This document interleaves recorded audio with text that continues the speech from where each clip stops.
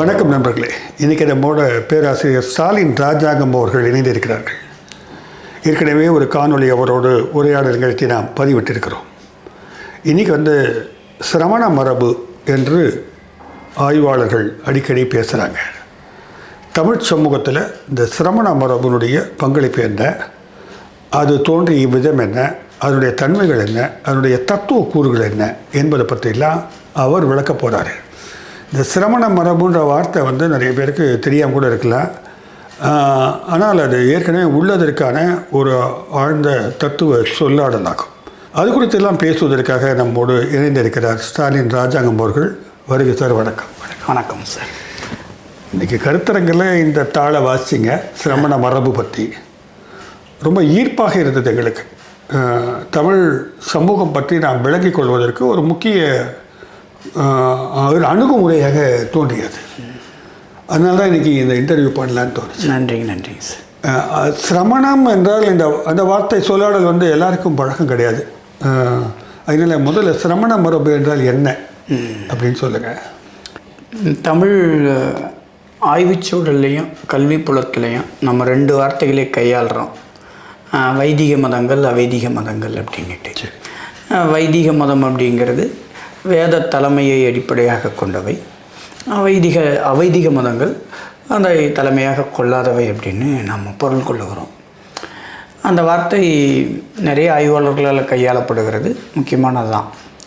ஆனால் அதே வேளையில் அந்த வார்த்தையில் என்ன சிக்கல் இருக்குதுன்னு தோணுது அப்படின்னா, அவைதிக மதங்களுக்கென்று இருக்கக்கூடிய தனித்த அம்சங்களின் அடிப்படையில் அவைகளுக்கு ஒரு பெயரை கொடுக்காம, வைதிக மதத்தை மனசில் வச்சுக்கிட்டு அதுக்கு எதிரான ஒரு மதம் அப்படிங்கிற பொருளில் அதுக்கு ஒரு பெயர் கொடுக்கப்படுது. அப்போ அதுகளுக்குன்னு ஒரு சொந்தமான அடையாளம் அந்த பெயரில் துணிக்க மாட்டேங்குது.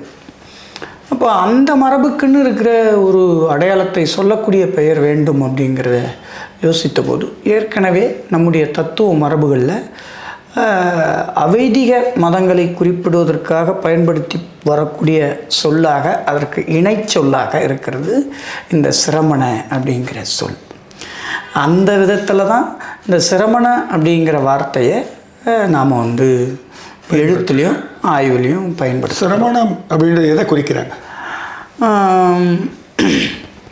சிரமணம்ங்கிறது அடிப்படையில் ஒரு சிரத்தை, முயற்சி, நூல்கள் இது மாதிரியான விஷயங்களின் வழியாக இல்லாமல் தியானம், ஒழுக்கம் ஆகிய சுய முயற்சிகளின் அடிப்படையில் ஒருவன் தன்னைத்தானே மேம்படுத்தி கொள்ளக்கூடிய அந்த சிரத்தையை குறிக்கக்கூடியது தான் அந்த மரபை சொல்கிறதா சிரமணம். இது பாலி, சமஸ்கிருதம், தமிழ் ஆகிய 3லுமே கிட்டத்தட்ட சிறு சிறு வேறுபாடுகளோட ஒரே வார்த்தை தான் சிரமண அப்படிங்கிற பேரில் சொல்லப்படுகிறது. ஜைனம், பௌத்தம், ஆசிவகம் உள்ளிட்ட மதங்களை குறிப்பிடுவதற்காக இந்த வார்த்தையை நாம் பயன்படுத்துகிறோம். இதான் சார் சிரமண மரபு. வைதிகம், அவைதிகம், ஆஸ்திகம், நாஸ்திகம், ஒரு போலரைசேஷன் எப்பவுமே வச்சுட்டு வந்தோம்.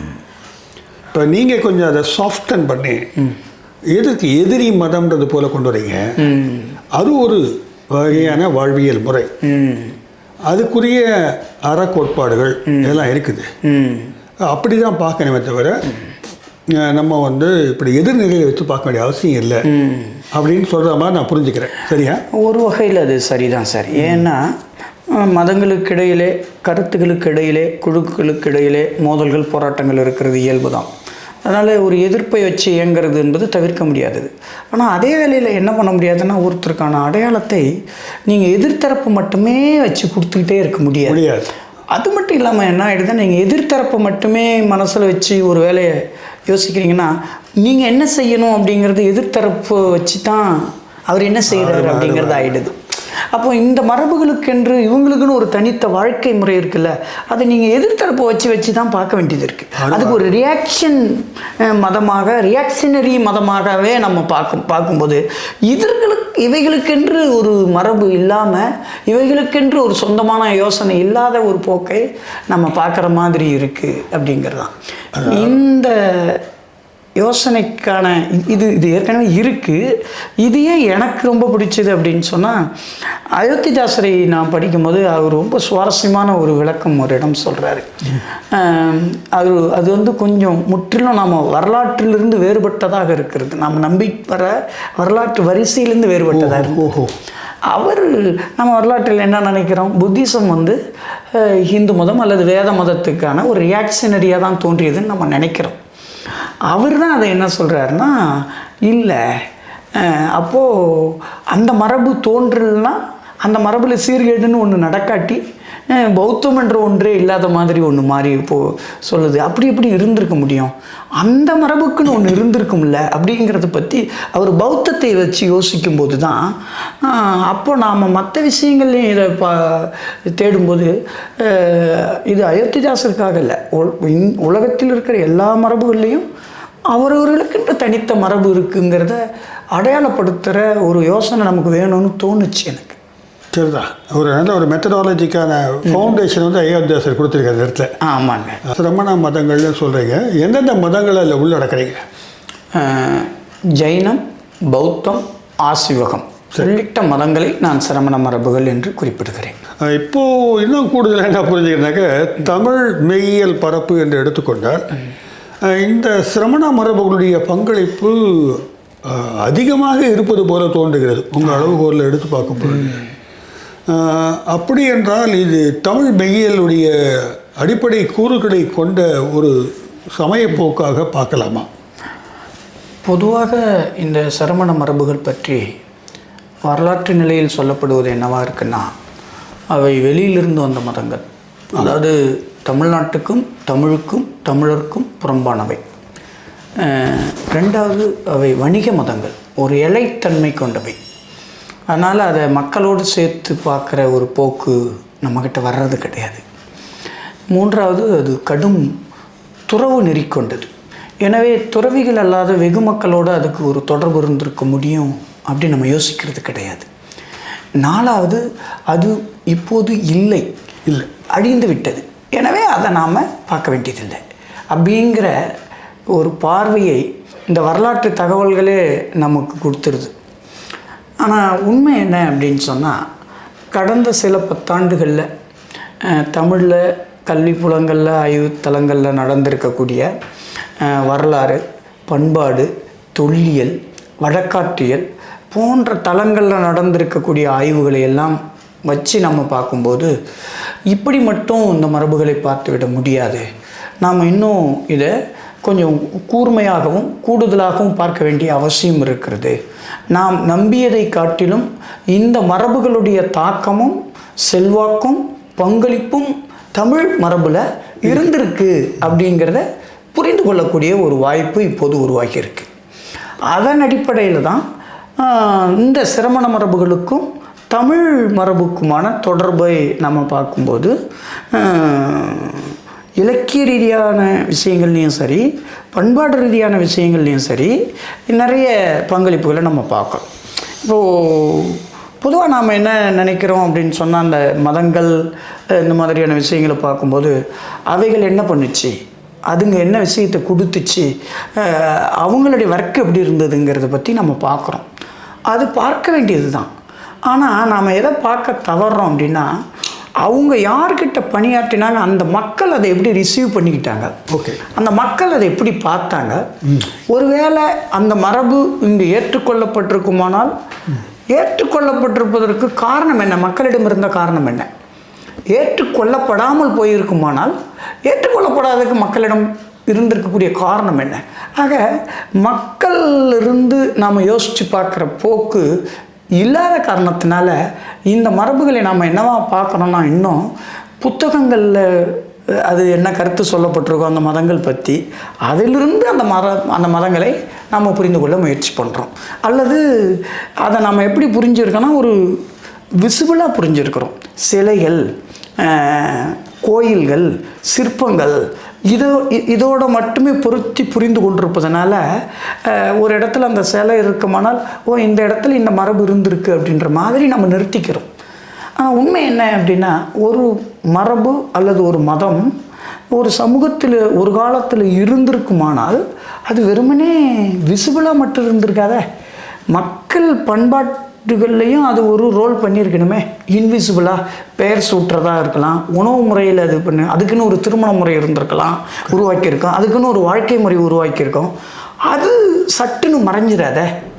அப்போ பண்பாட்டோட அம்சம், பண்பாட்டோட நேச்சர் வேறு இல்லையா? அப்போ ஒரு பண்பாட்டு நேச்சரை மனசில் வச்சுக்கிட்டு இந்த மதங்களை நம்ம பார்க்க தவறி இருக்கிறோம். அப்படி நாம் இதை பார்க்கும்போது இந்த மதங்களுக்கு தமிழ் பண்பாட்டில் முக்கியமான இடம் இருந்திருக்கு அப்படிங்கிறது என்னுடைய வாதம். சிரமண பண்பாட்டியல் அப்படின்னு பேரை தூட்டிக்கிறலாம். தமிழருக்கு என்று தனியான பண்பாடு, தமிழர் என்றால் தனித்துவம் மிக்கவர்கள் அப்படின்லாம் நிறைய பேசுகிறாங்க. இப்போ நீங்கள் சொல்கிறது பார்த்தா சிரமணத்தினுடைய பங்களிப்பு அந்த தனித்துவத்தில் நிறைய உள்ளே புகுந்துருக்குதுன்ற மாதிரி எனக்கு தோணுது.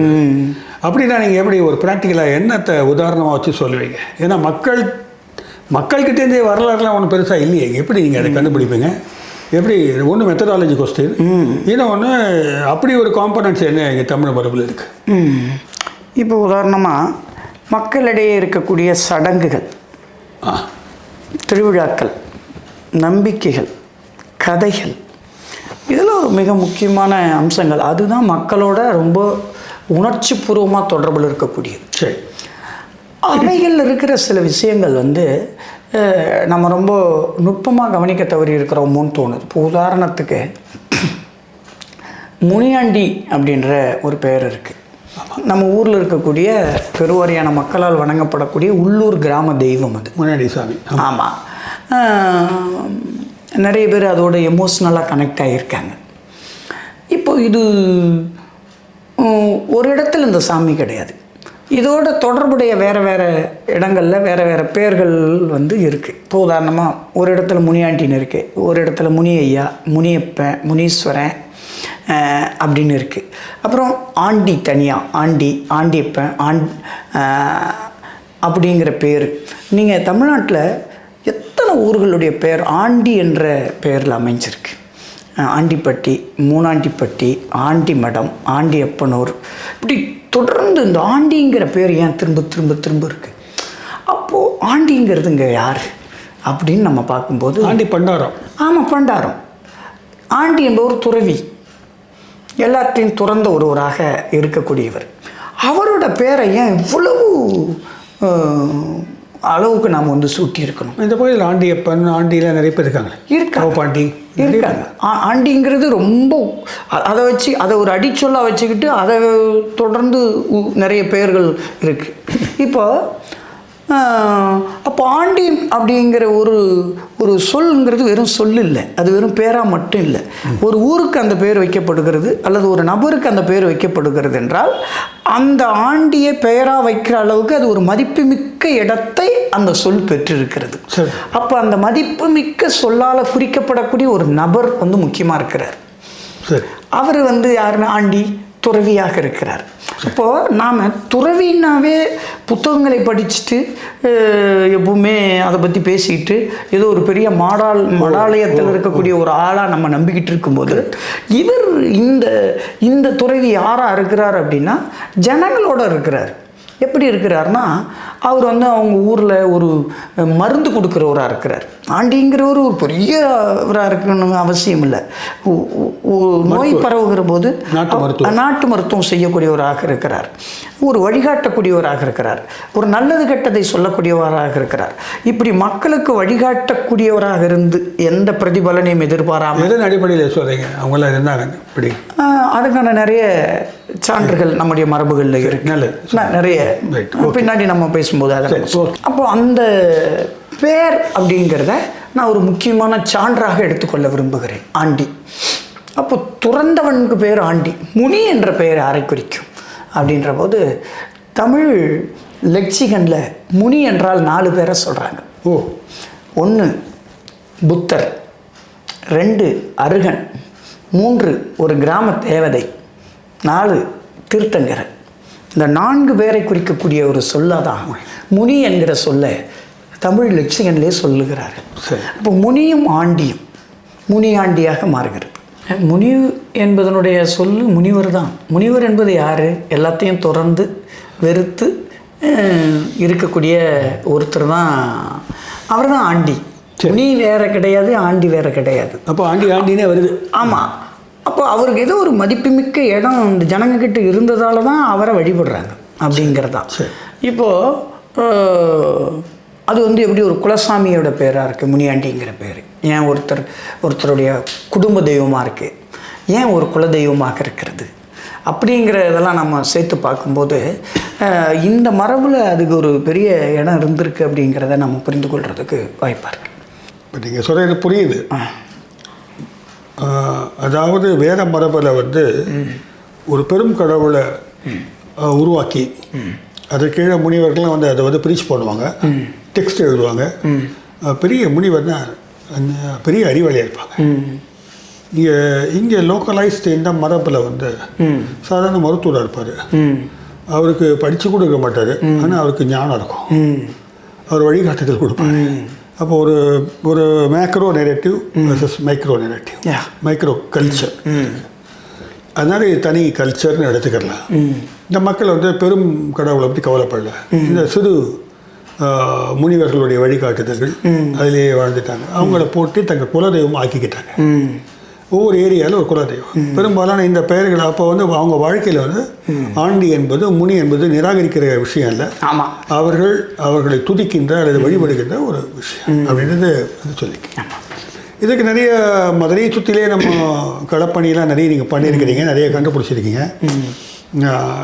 இப்போது இலக்கிய மரபில் எழுதி தான் நாங்கள் பெரும்பாலும் தத்துவம்லாம் பேசுகிறோம். ஏன்னா எழுதப்பட்டதை வந்து நாங்கள் இன்னும் ஸ்டில் நம்புகிறோம். தத்துவத்தில் பெரிய பிரச்சனையே இந்த களம் சார்ந்த ஆய்வுகள் வந்து அதிகமாக அதுக்கு சப்போர்ட் கிடையாது. அது பெரும்பாலும் வந்து டிஸ்கஷன் பேஸ்ட் ஆன் டெக்ஸ்ட் தான். அப்படி தமிழில் பார்த்தாக்க சமண மரபு தான் சிரமண மரபுன்னு நீங்கள் சொல்கிற மாதிரி எனக்கு தோணுது. ரெண்டும் ஒன்று தானா, இல்லை சமணம்ன்றது வேறு, ஜெயினம்ன்றது வேறு, சிரமணம்ன்றது வேறுன்ற நிறைய பேச்சுகள் வருது. ஃபஸ்ட்டு கேள்வி வந்து சமணம் என்பது சிரவணத்துக்குள்ளா இருப்பதா? இரண்டாவது கேள்வி, இலக்கிய மரபில் இந்த சிரமணம் என்பது எங்கெல்லாம் வந்து வெளிப்படுகிறது? தமிழில் சமணம் என்ற ஒரு சொல் கையாளப்படுகிறது. சமண சமயம் இருக்கிறது என்று நம்புகிறோம் நம்ம. ஆக்சுவலாக ஜெயின சமயத்தை தான் நம்ம சமண சமயம் என்று வழங்கி வருகிறோம். உண்மை என்னென்னா, இந்த மரபுகள் அனைத்தையும், சிரமண மரபுகள் அனைத்தையும் குறிப்பதற்கான ஒரு பொது சொல் தான் சமணம் என்பது. கவுத்து விட்டீங்க. ஆமாம். அப்போ புத்திசெல்லாம் அது வந்துடும். ஜெயினம், பௌத்தம், ஆசிவகம் எல்லாவற்றையும் குறிப்பதற்கான ஒரு பொதுச்சொல். இன்றைக்கி வந்து திராவிடர் கழகம், திராவிட முன்னேற்றக் கழகம், அண்ணா திராவிட முன்னேற்றக் கழகத்தெல்லாம் திராவிடம் என்று நாம் ஒரு பொதுச்சொல்லால் சொல்வதைப் போல நாம் வந்து சமணம் என்று சொன்னால் இந்த மரபுகளை சமணம் தான். சிரமணம் என்பதிலிருந்து தான் சமணம் வருகிறது. சமணம் என்பது அவர்களை குறிப்பதற்கான சொல் தான். ஆனால் ஏதோ ஒரு கட்டத்தில் காலப்போக்கில் என்ன நடந்தது அப்படின்னா, ஜெயின சமயத்தை மட்டும் குறிக்கக்கூடியதாக சமணம் என்கிற வார்த்தை இங்கே மாற்றப்பட்டது. மயிலி சீனிவேங்கடசாமி அவர்கள் சமணமும் தமிழும் நூலை எழுதியிருக்கிறார். அந்த நூல்லையே அவர் அதை குறிப்பிட்டிருக்கிறார். சமணம் என்பது ஜெயினத்தை மட்டும் குறிக்கிற சொல் இல்லை, அது வந்து இது எல்லாவற்றையும் குறிப்பதற்கான. ஆனால் இது ரொம்ப கான்ட்ரவர்ஷியான பாயிண்ட்டுங்க. வாட் ஐ அண்டர்ஸ்டாண்ட், நீங்கள் வந்து ஒரு அதனுடைய பேசிக்கான பிரின்சிபல்ஸ் வந்து ஒன்றா இருக்குது. ஆமாம், அதனால் அதை அப்படி கொண்டு வரலான்றீங்க. ஆமாம், அதுகளுக்கு இடையில நெருக்கமான தொடர்பும் வேறுபாடும் இருக்கு. நம்ம அதெல்லாம் இல்லைன்னு சொல்ல முடியாது. சரி, தமிழ் மண்ணுக்கு வருவோம். நீங்கள் இலக்கியத்தில் எங்கே அதெல்லாம் இருக்குது சொல்லுங்கள். சார், தமிழ் ஒரு நீண்ட நெடிய பரப்பு இலக்கியங்களை கொண்டது. சங்க இலக்கியம் தொடங்கி இன்றைக்கி இருக்கக்கூடிய இலக்கியங்கள் வரைக்கும். அதில் பெரும்பான்மையான பரப்பு வந்து சிரமண மரபோடு தொடர்புடையதாக இருக்கிறது. சிரமண மரபோட பெரிய பங்களிப்பும் தாக்கமும் சங்க பாடல்களில் இருக்கிறத நம்ம பார்க்குறோம். ரொம்ப சாதாரண இலக்கிய வரலாறுகளே சொல்லக்கூடிய தகவல்கள் என்னென்னா, அங்கே எப்படி சமண பௌத்த மதத்தைச் சேர்ந்த புலவர்கள் இருந்தாங்க அப்படிங்கிறதெல்லாம் நம்ம பார்க்குறோம். ஒரு கேள்வி இந்த சமயத்தில், இந்த புத்தர், மகாவீரர் இவங்களுக்கு முன்னாலே சிரமண மரபை கொண்டு விடுவோமா? இந்த மாதிரியான காம்பனன்ட்ஸ் இந்த ஃபிலாசபி வந்து உங்களுக்கு முன்னாலேயே கூட அது இருந்திருக்கணும். அது சமணம்னு அப்படி கொண்டு போயிட்டு கம்ஃபர்டபுள் ஆயிடுச்சு அது சார். இல்லை இப்போ புத்தரே தனக்கு முன்னாடி புத்தர்கள் ரொம்ப பேர் எண்ணில் புத்தர்கள் அப்படின்னு தானே சொல்கிறாரு. அதனால அது மனிதன் எப்போது தோன்றினானோ அதிலிருந்து அது சிந்திக்கிற குழு ஒன்று உருவாக்கி இருக்கணும். சிரமண மரபு உண்டாயிருக்கும். சரி வாங்க, அது சிரமண மரபாக மாறுறது பின்னாடியா இருக்கலாம். சரி ஐ காட் தி பாயிண்ட். இப்போ இந்த இலக்கியத்துக்கு சார் இப்போ நான் சொல்கிறேன், சங்க பாடல்களில் அது உண்மைதான், போர் பற்றியான பாடல்கள் ரொம்ப இருக்குது. ஆனால் போரை மறுக்கக்கூடிய பாடல்களும் அங்கே வந்துருச்சு. போர் நடத்தி கொண்டிருந்தால் ஓயாமல் போர் நடத்தி கொண்டிருந்தால் மனிதர்களுக்கு இடையிலே அமைதி இருக்காது, நிலைத்து வாழ தொடங்க முடியாது அப்படிங்கிற இந்திய சிந்தனையில் ஒரு மிக முக்கியமான பங்களிப்பு வழங்குறது பௌத்தம். கிட்டத்தட்ட தமிழ் இலக்கியத்தில் போர் பற்றியான பாடல்கள் இருப்பது போல் போரை கைவிடுறது, போர் இல்லாமல் அறத்துக்கு போகிறது அப்படிங்கிற ஒரு குரலை நாம் அங்கே கேட்க ஆரம்பிச்சிட்டோம். அதை நம்ம நேரடியாக பௌத்தம் சமணம் இல்லை என்று சொன்னாலும் கூட ஏதோ ஒரு வகையில் போர் ஒழிந்த ஒரு வாழ்க்கையை நம்ம அடைய வேண்டிய ஒரு சமாதானம் அப்படிங்கிற ஒரு இடத்த நாம் அங்கே அகிஸ்மையை சந்திக்க ஆரம்பிக்கிறோம். இப்போ உங்களுக்கு சொல்கிறேன், ஔவையாருடைய பல பாடல்கள் புறநானூற்றில் இருக்கக்கூடிய போர் மறுப்பு சிந்தனைகள் பௌத்தத்திடமிருந்து வந்தவை என்பதை ஆய்வாளர்கள் சொல்கிறாங்க. உதாரணமாக அவருடைய நாடா கொன்றா காடா கொன்றா என்கிற பாடல் தம்மப்பத பாடல் ஒன்றனுடைய நேரடி மொழிபெயர்ப்பு போல இருக்கிறது என்று ஜெகநாதராஜா, தேப்போமி, தனிநாயக அடிகளார் ஆகிய 3 பேருமே சொல்லியிருக்காங்க. அதனால் இது ஸ்டாலின் வழிந்து சொல்கிறது கிடையாது. இது ஆக்சுவலாக இது தமிழ் அறிஞர்கள் ஏற்கனவே விவாதித்தது, நாம் அதை வளர்த்தெடுக்கலை. இது ஒன்று. தமிழில் மதுரை காஞ்சி ரொம்ப முக்கியமான டெக்ஸ்ட். அதில் ஒரு அரசனுடைய வெற்றியை சொல்லிட்டு வர்ற மதுரை காஞ்சி அவனுடைய மரத்தை, வீரம் என்பதற்கு மரம் என்ற பெயர் ஒன்று இருக்கு இல்லையா, அந்த மரத்தை விவரிச்சுட்டு வர்ற ஒரு கட்டத்தில் மரம் வேண்டாம் அறத்துக்கு திரும்புன்னு சொல்லுது. தமிழ் சங்க இலக்கிய பாடல்களே இந்த இடத்து இது எங்கிருந்து வேணாலும் தோன்றியிருக்கலாம், நான் இல்லைன்னு சொல்ல. ஆனால் இதோட தொடர்படுத்தி பார்க்குறதுக்கு நமக்கு அசோகனுடைய வாழ்க்கையில் அவனும் என்ன பண்ணுறான், மரத்தை விட்டுட்டு அறத்துக்கு திரும்புகிறவனாக நாம் பார்க்குறோம். இப்போ சங்க இலக்கிய பாடல்கள், அதில் இருக்கக்கூடிய அறக்கருத்துகள், ஒழுங்குகள், இவற்றை நாம் கிட்டத்தட்ட இந்த விஷயங்களை விளக்கிட்டு பார்க்க முடியாது. இந்த காலகட்டத்தில் தமிழ் பகுதியில் இவைகள் இருந்தன என்பதற்கான சான்றுகள், இந்த தத்துவங்களுடைய தாக்கம் இருந்தன என்பதற்கான சான்றுகள் இன்றைக்கு கிடைக்கின்றன. ஓகே, சங்க மருவிய நூல்கள் என்று சொல்லப்படுபவை அது உங்களுக்கு சொல்ல வேண்டியதில்லை. குறள் தொடங்கி நாலடியார், பழமொழி, கிட்டத்தட்ட 18 நூல்களுமே இந்த மரபு சார்ந்தவையாக இருக்கின்றன. இந்த 18 நூல்களும் எப்படியானதாக இருக்கிறது என்று சொன்னால், ஒரு சமூகம் ஒரு இடத்துல நிலைத்து வாழ தொடங்கிய பின்னால் நிலைத்து வாழ்வதற்கு அவங்களுக்குள்ளே சில ஒழுங்குகளும் சில அறங்களும் தேவைப்படுகிறது. அதை ஏற்றுக்கொண்டால்தான் அவன் வாழ முடியும். சோஷியல் கான்ட்ராக்ட் அதை வலியுறுத்துவது போல, அவற்றை கட்டமைத்து தருவதை போல கல்வி என்றால் என்ன, எது நல்லது எது கெட்டது, இன்னா செய்யாமை, அதாவது இன்னா நாற்பது இனியவை 40, எது நல்லது எது கெட்டது அப்படிங்கிறத இரண்டையும் வகுத்து சொல்லக்கூடிய ஒரு பொசிஷனை இந்த நூல்கள் எடுத்துக்கொள்ளுகின்றன. அதற்கடுத்து உங்களுக்கு தெரிந்தது காப்பியங்கள். 10 தமிழுக்கு, பெருங்காப்பியம், ஐம்பெருங்காப்பியம், ஐஞ்சிருங்காப்பியம். இதில் பெரும்பாலானவை சமணம் என்று சொல்லப்படக்கூடிய ஜைனத்துடையவது, 2, 3 பௌத்தத்தினுடையது. அப்போ உங்களுடைய காப்பிய மரபே கிட்டத்தட்ட இந்த மரபு. அதுக்கப்புறம் பக்தி இலக்கியத்தை பற்றி உங்களுக்கு சொல்ல வேண்டியதில்லை. பக்தி இலக்கியத்தினுடைய வடிவமைப்பு இருக்கு இல்லையா, அதனுடைய ஒழுங்கு, அதில் இவைகளுடைய தாக்கம் ரொம்ப அதிகம். கண்டென்ட்டில் அவங்களுடைய விஷயத்தை பேசியிருந்தா கூட பாடல்களுடைய தொகுப்பு முறை, இப்போ 10 பாடல்கள் அடங்கியது பதிகம், அதுக்கு ஒரு தலைப்பு வைக்கிறது. இப்போ ஜைனத்தில் இருக்கக்கூடிய 63 குறவர்களை வச்சு அவங்க எழுதுனதை வச்சு இங்கே 63 நாயன்மார்களாக வைக்கப்படுறதாக இருக்கட்டும். ஏங்க, கம்பராமாயணமே எழுதப்பட்ட காலத்துக்கு முந்தி, அதாவது அங்கிருந்து இங்கே தழுவி ஒரு எழுதப்பட்டதுக்கு காலத்துக்கு முன்பே தமிழ்நாட்டில் ஒரு சமண மரபு ரொம்ப செழிப்போடு இருந்ததுனால்தான் கம்பன் ராமன் மேலேயே வால்மீகியில் இல்லாத மென்மைத்தன்மையை படர விட்டுருக்கான் அப்படிங்கிற ஆய்வுகள்லாம் இன்றைக்கி இருக்குது. அதாவது ராமன் இவன் இல்லை, சமணன் இல்லை. ஆனால் அவரை உருவகிக்கிறதுல கம்பனுக்கு இங்கிருந்து ஏற்கனவே உள்ளூரில் இருந்த மரபோட தாக்கம் இருந்திருக்கு அப்படிங்கிற சொல்லக்கூடிய ஆய்வுகள்லாம் இன்றைக்கி வந்திருக்கு. எனவே பக்தி மரபில் கூட பல விஷயங்களை யோசிக்கிறதுக்கு இந்த மரபு உதவியாக இருந்திருக்கு. அப்புறம் இலக்கண நூல்கள், அப்புறம் நிகண்டுகள், இப்படிலாம் யோசிக்கும்போது தமிழ் மரபில் இவங்களுடைய இலக்கிய அடிப்படையில் இவங்களுடைய இது இருக்குது. ஆனால் நான் என்னை பொறுத்தளவில் இது ஏற்கனவே ஒத்துக்கொள்ளப்பட்டிருக்கிறது என்ற வகையில் இது எப்படி மக்கள் பண்பாட்டில் இது இருக்குங்கிறத தான் நான் நிறைய சொல்ல முயற்சி பண்ணிட்டு சார். தமிழ் மரபில் பொதுவாக நாம் என்ன நினைக்கிறோம் அப்படின்னு சொன்னால், ஒரு மொழி முதன்மைவாதம் நம்மிடம் மேலோங்கி இருக்கிறது. என்னுடைய அடையாளங்கள் எனக்கு நிறைய இருக்குது. அதில் எது என்னுடைய முதல் அடையாளம் சொல்கிறதில் ஒவ்வொருத்தருக்கும் ஒரு ப்ரியாரிட்டி இருக்குது. ஒருத்தர் மதத்தை சொல்கிறார், ஒருத்தர் ஜாதியை சொல்கிறார், ஒருத்தர் சாமியை சொல்கிறார். ஆனால் இன்றைக்கி 20ஆம் நூற்றாண்டு நவீன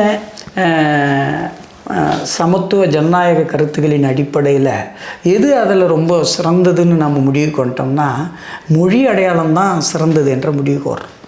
எனவே மற்ற அடையாளங்கள் எல்லாம் ஏதோ ஒரு பாகுபாட்டை சொல்லுவதாகவும் இந்த பாகுபாடுகளை எல்லாம் கடப்பதற்கு உதவி புரிவதாக மொழி அடையாளம் உதவும். அப்படிங்கிறதுனால ஒரு மனிதனுடைய முதல் அடையாளமாக மொழியை சொல்கிறத ஒரு முற்போக்கான ஒரு நிலைப்பாடாக நாம் கருதியதனால் நாமும் அதை வரித்துக்கொள்ள முயற்சிக்கிறோம்.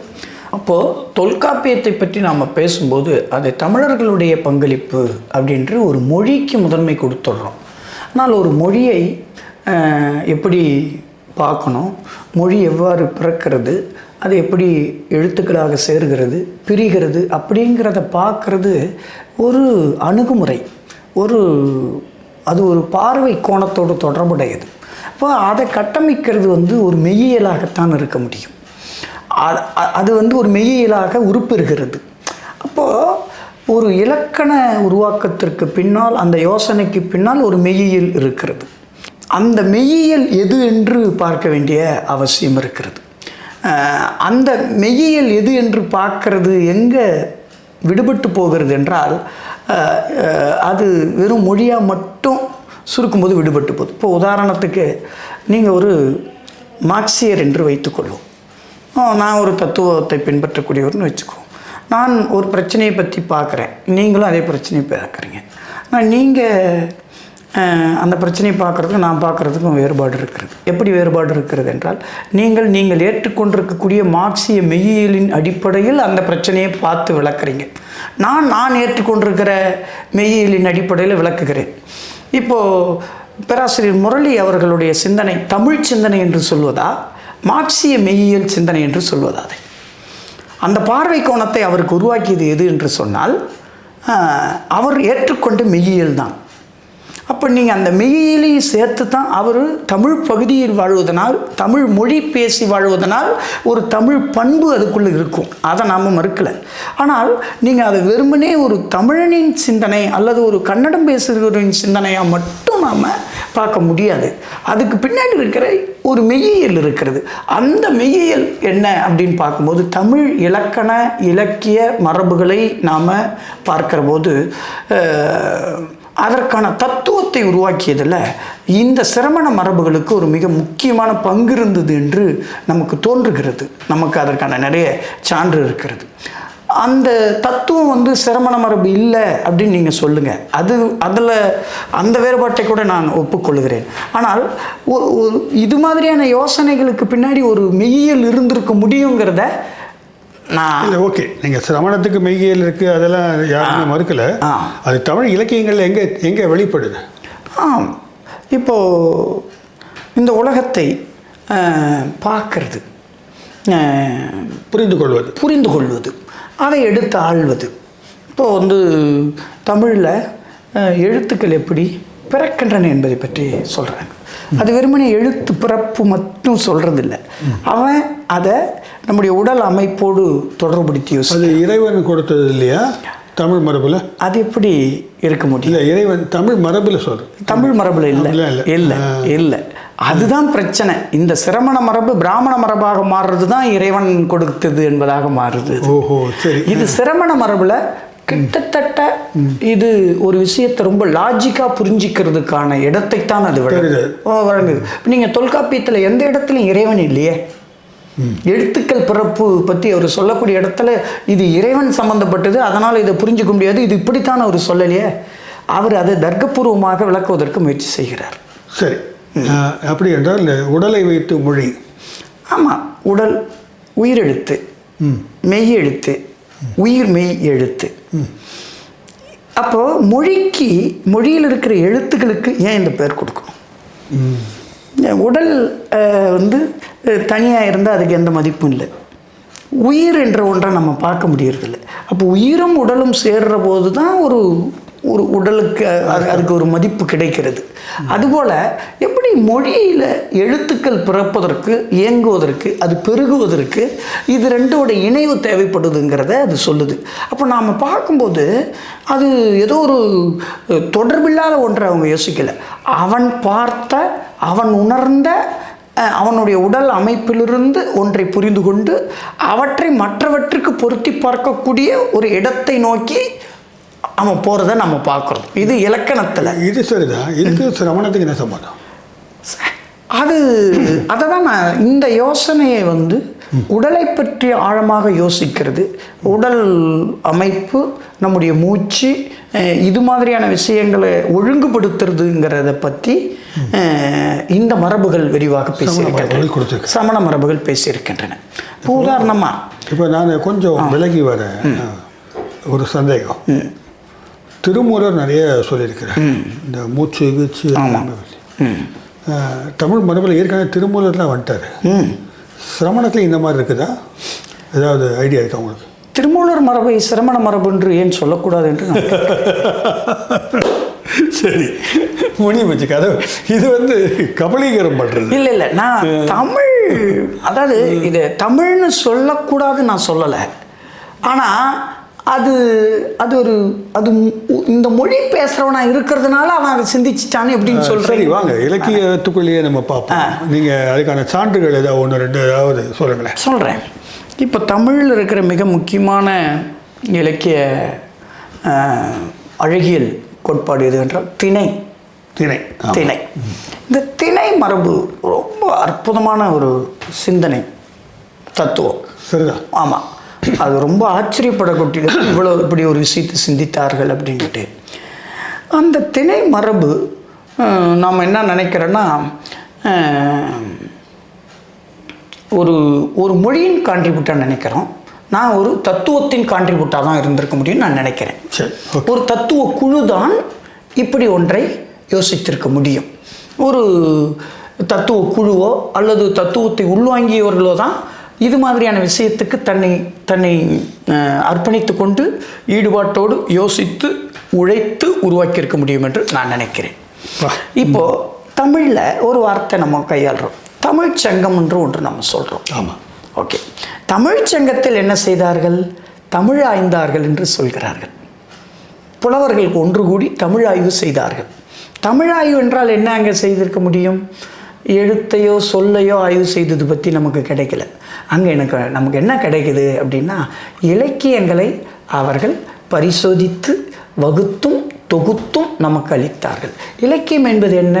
ஒரு சமூகத்தினுடைய பண்பாட்டு வடிவம், ஒரு பண்பாட்டு வளம்தான் இலக்கியம். அப்போ அந்த இலக்கியத்துக்கான ஒரு அழகியலை தான் அவங்க திணையாகவும் உருவாக்குறாங்க. அப்போ இந்த திணை என்கிற ஒழுங்கு, இலக்கியம் என்கிற ஒழுங்கு, 10 பாட்டு 8 தொகை, இத்தனை எண்ணிக்கை, இத்தனை தலைப்பு, இத்தனை ஒழுங்கு, இப்படிங்கிறதான் ஒரு சங்கம் என்கிற அமைப்புக்குள்ள அவர்கள் யோசித்திருக்கிறார்கள். அப்போது தமிழ் ஆய்ந்தது அப்படிங்கிறது அங்கே தமிழ் இல்லை, அது ஒரு மொழி மட்டுமல்ல. அந்த மொழி பேசி வாழக்கூடிய மக்களுடைய வாழ்வியலை கட்டமைப்பதற்கான ஒரு மெய்யியல் தான் அங்கே டிஸ்கஸ் பண்ணப்பட்டிருக்கு. அதுதான் இந்த திணை மரபுகளில் வெளிப்பட்டிருக்கிறது. அதுதான் முதல் கரு உரி என்று சொல்லப்படுகிறது. ரொம்ப அழகாக சொல்கிறாங்க. உலகத்தில் இருக்கக்கூடிய எல்லா வகையான நில பகுப்புகளையும் மனதில் எடுத்துக்கொண்டு அவற்றை வகுத்து காட்டுகிறார்கள். குறிஞ்சி முல்லை மருதம் நெய்தல் என்று. அதற்கு இணையாக பொழுது எப்படி இருக்குன்னு சொல்கிறாங்க. பொழுதில் பெரிய பொழுது, பெரும்பொழுதுன்னு சொல்கிறாங்க, சிறு பொழுதுன்னு சொல்கிறாங்க.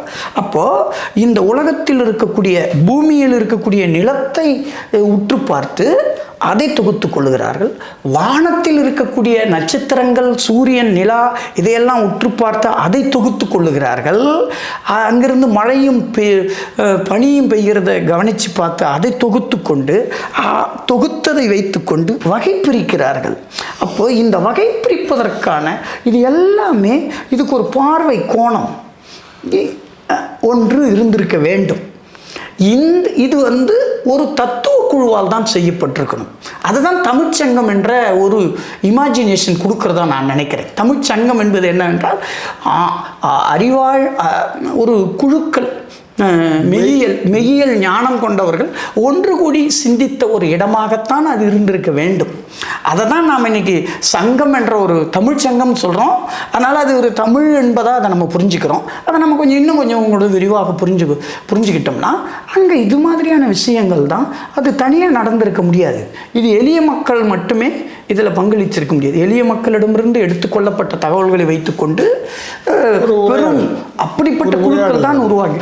எனவே இந்த மரபை நீங்கள் இலக்கண மரபாக இருக்கட்டும், தமிழில் தொடக்க இலக்கிய தொகுதிகளாக சொல்லப்படக்கூடிய சங்க இலக்கிய தொகுதிகளாக இருக்கட்டும், அவற்றை வகைப்படுத்தியது தொகைப்படுத்தியதாக இருக்கட்டும், இவற்றுக்கு பின்னால் ஒரு மெய்யியல் ஒழுங்கு செயல்பட்டிருக்கிறது. அந்த மெய்யியல் ஒழுங்கு என்பது இந்த சிரமண மரபுகளிடமிருந்து உருவாகி இருக்கலாம் என்பதுதான் என்னுடைய கருதுகோள். இந்த சிரவண மரபு வந்தது காலகட்டங்கள் அதுக்கு முன்னாடியே நீங்கள் சொல்லக்கூடிய சங்கம் இதெல்லாம் தொல்காப்பியம் இதெல்லாம் வந்து விட்டதாக தெரிஞ்சுக்கிறோம். அது எப்படி நீங்கள் இது இங்கே பொறுத்துவீங்க? இருக்கலாம். இப்போ இந்த காலம் பற்றியான பிரச்சனை இருக்கு இல்லையா, அது தமிழ் இலக்கியத்தில் ரொம்ப எப்பவுமே பிரச்சனைக்குரியது. இப்போ நீங்கள் மறுக்கிறீங்க, அதை முன்னாலோட வந்துக்கலான்றீங்க.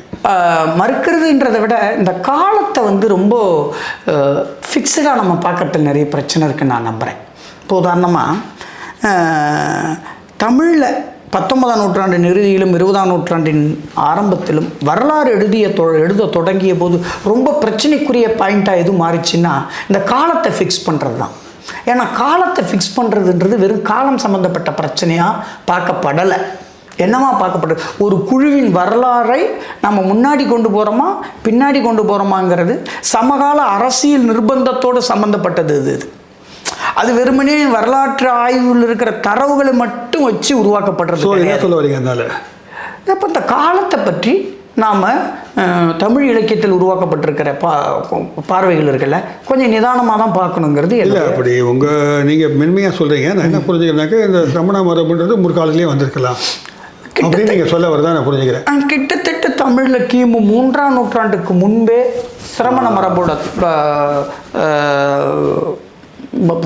தாக்கம் இங்கே இருந்தது என்பதற்கான உதாரணத்துக்கு நானே சொல்லிடுறேனே. சொல்லுங்க. மாங்குளம் கல்வெட்டு, சரி, கிமு 3ஆம் நூற்றாண்டு மாங்குளம் கல்வெட்டு, சமணர் முனிவர்களுடைய படுக்கைகள் அங்கே வெட்டப்பட்டிருக்கக்கூடிய கல்வெட்டுகள். அது 3ஆம் நூற்றாண்டா? கிமு 3ஆம் நூற்றாண்டு. இந்த பாருங்க, கீழடி அதுக்கு முந்தைய மரபு. நான் எல்லாவற்றையும் சமயமாக மாற்றணும்னு நான் சொல்லலை. சரி சரி. ஆனால் சில விஷயங்களை நாம் புறக்கணித்து விட முடியாது என்பதற்காக நான் சொல்கிறேன். கீழடியில் கிடைத்த பெயர்கள் இருக்குல்ல, அந்த பெயர்களுக்கும் சிரமண மரபுகளுக்குமே கூட சில தொடர்புகள் இருக்கின்றன. நாம் அதை யோசித்து பார்க்கறதில்ல.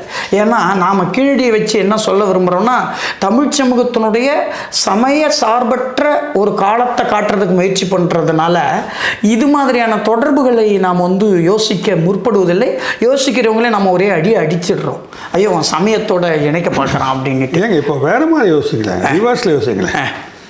அவங்க இங்கே வந்தாங்க, இங்கே இருந்ததை எடுத்து அவங்க உள்ளே போட்டுக்கிட்டாங்க. அவங்களுடைய இலக்கியத்தில் அவங்களுடைய வாழ்க்கை முறையில் மாற்றிட்டாங்க. தமிழ் நான் பெரும்பாலும் அப்படித்தான் கருதி கொண்டிருக்கிறேன். இப்போ நீங்கள் அதை மறுக்கலாம். எப்படி பார்க்குறீங்க? நான் ஒரே அடியாக அவங்க இங்கே வந்தாங்க, இங்கிருந்து அங்கே போனாங்க அந்த மாதிரியான கருத்துக்கள். எனக்கு எப்படின்னா சமண மரபு அங்கே விரட்டப்பட்டு பஞ்சத்தில் இங்கே வந்தாங்க கொஞ்சம் பேர். ஆமாம் ஆமாம். அவங்க இங்கே வந்து அப்புறம் பரப்பினாங்க. தமிழ் சமணம் தனியாக வந்துச்சு. இப்போ கொஞ்சம் பேர் இருக்கிறாங்கல்ல. இல்லை, நான் வந்து அவர்கள் வடக்கிருந்து இங்கே வந்திருப்பார்கள் என்பதை ஒரே அடியாக மறுக்க விரும்பலை. சரி, வந்திருக்கலாம். ஆனால் நாம் என்ன நினைக்கிறோம் அப்படின்னு சொன்னால், நம்ம ஆரம்பத்திலே பேசல, ஆசிபகம் அப்படி தானே. ஆமாம், ஏல்பாசம் எக்ஸ்பிளேஷன். ஆமாம். நான் என்ன நினைக்கிறேன் அப்படின்னு சொன்னால், ஒரு மரபு ஒரு இடத்திலிருந்து ஒரு காலத்தில் இன்னொரு இடத்துக்கு வந்துவிட்ட காரணத்தினாலேயே அது எந்த இடத்திலிருந்து வந்ததோ அந்த மரபுகளை மட்டுமே அது வந்திருக்கக்கூடிய இடத்துலையும் வச்சுக்கிட்டு இருக்கோம், அங்கே எந்த மாற்றமும் இல்லாமல் இருந்திருக்கோம் அப்படின்னு நினைக்க வேண்டிய அவசியமில்லை என்பது என்னுடைய கருத்து. இப்போ உதாரணமாக இந்த சிரமண மரபுகளை பற்றியான மதிப்பீடுகளில் செய்யப்படக்கூடிய பெரிய பிழை என்னன்னு நான் நினைக்கிறேன் அப்படின்னா, வரலாற்று ரீதியாக அவைகள் எந்த இடத்தில் பரவினவோ அந்த இடத்தில் எந்த விஷயத்தை அது எடுத்துக்கொண்டன, எவற்றை உள்வாங்கி கொண்டன, எந்த விஷயத்தோடு தன்னை இணைத்து கொண்டன என்பது தொடர்பான ஆய்வுகள் பெருகவில்லை என்பது என்னுடைய கருத்து. ஒருவேளை அது வடபகுலத்திலே உருவாகியிருந்தாலும் அது காலப்போக்கில் என்ன செய்கிறது என்றால், இந்தியாவின் பல்வேறு பகுதிகளுக்கு பரவிய போது அந்தந்த பகுதிகளுக்குரிய தனித்துவங்களை உள்வாங்கி அவற்றோடு உரையாடி அது ஒரு புது வடிவத்தை எடுத்திருக்கிறது என்பதுதான் என்னுடைய புரிதல். அதற்கான சரிதான், நான் அதான் சொன்னேன். என்ன சொல்ல வரேன், அது ஒத்துக்கிறேன். அப்போ இங்கே ஏற்கனவே இருந்திருக்கு, அது எடுத்திருப்பாங்க. தனித்துவம் நீங்கள் ஒரு வார்த்தை சொன்னீங்க, ஃபவுண்டேஷனாக அது இருந்திருக்கும் அப்படின்னீங்க. அப்படி எதுக்கு இருக்கணும்? இல்லை, நான் அதை என்னவா பார்க்குறேன்னா, வரலாற்று ரீதியாங்க சமணம் பௌத்தம் உள்ளிட்ட சிரமண மரபுகளை பார்க்கும்போது என்ன தெரியுது அப்படின்னா, மனித சமூகத்தினுடைய தொடக்க காலகட்டம் இருக்கு இல்லையா. இப்போ நாம் வந்து மார்க்சிய ஒழுங்கின்படி நாம் என்ன சொல்லுவோம், ஒரு இனக்குழு சமூகமாக நாம் வர்றோம். மெல்ல மெல்ல ஒரு நாகரிக ஒழுங்குக்குள்ளே உள்ள வர்றோம், நம்ம ஒரு விவசாய சமூகத்துக்குள்ளே உள்ள வர்றோம். அதுக்கு முன்னாடி நாம் வந்து ஒரு கிட்டத்தட்ட ஒரு காட்டாண்டி நிலைக்கு கிட்ட இருந்தோம் அப்படின்னு நம்ம சொல்கிறோம் இல்லையா. இந்த வரிசையை வச்சுக்கிட்டு பௌத்தம் சமணம் உள்ளிட்ட கருத்துக்களை போய் வாசிக்கும் போது அதில் ஒரு முக்கியமான விஷயம் தெரிகிறது. அவங்களுடைய தொடக்க கால கதைகள் எல்லாமே 2 விஷயங்கள் அதில் இருக்குது. என்னென்னா, ஒரு பழங்குடி மரபையும் ஒரு பழங்குடி மரபுக்கு வெளியிருக்கிற இன்னொரு மரபுக்கும் இடையிலான உரையாடலை காட்டுவது போன்ற அடையாளங்களும் கதைகளும் இருக்கின்றன. உதாரணமாக புத்தருடைய நிறைய கதைகளில் அவர் தொடர்ந்து டிராவல் பண்ணுறவராக இருக்கிறார். அவர் யாரை சந்திக்கிறார் அப்படின்னு சொன்னால், வேறு வேறு மரபினரை சந்திக்கிறார். அவங்களோட அவர் உரையாடுறது மூலமாக அவங்க ஏற்கனவே கொண்டிருந்த சில விஷயங்களை மாற்றிக்கிட்டு இவருடைய உரையாடலுக்கு ஏற்ற மாதிரி உள்ளே வர்றது மாதிரி நிறைய கதைகள் இருக்குது. அதை நான் என்னவா புரிஞ்சுக்கிறேன் அப்படின்னு சொன்னால், இது மாதிரி சில ஒழுங்குகளை வலியுறுத்தக்கூடிய மதங்களான இவை. ஏன்னா இந்திய சமூகத்தில் சாங்கியம் உள்ளிட்ட சமயங்கள் இருந்திருந்தால் கூட முதல் ஒருங்கிணைக்கப்பட்ட ஒரு நிறுவன சமயம் என்கிற வடிவத்தை அடைந்தது பௌத்தம். இது என்னுடைய புரிதல். அப்போது சங்கம் ஒரு சிஸ்டத்தை வச்சுருக்காங்க. அப்போ அதில் அந்த ஒழுங்கில் என்ன இருக்குது அப்படின்னு சொன்னால், சில நெறிகள், சில லட்சியங்கள், சில அடையாளங்கள், இது இப்படித்தான் இருக்கக்கூடாது என்கிற விஷயத்தோட அது வருது. அது அந்த விஷயங்களோடு வர்றபோது இப்போ வெறும் ஒரு இனக்குழு சமூக அடையாளத்தோடு இருக்கக்கூடிய ஒரு சமூகம் கொஞ்சம் அது மாதிரி இல்லாமல் இருக்கும்போது இது ரெண்டும் சந்தித்தது என்பதைத்தான் இந்த கதைகள் வழியாக நான் புரிந்து கொள்ளுகிறேன். இப்போ தமிழில் மணிமேகலையில் சாதுவன் அப்படிங்கிற ஒரு பாத்திரம் இருக்கிறது.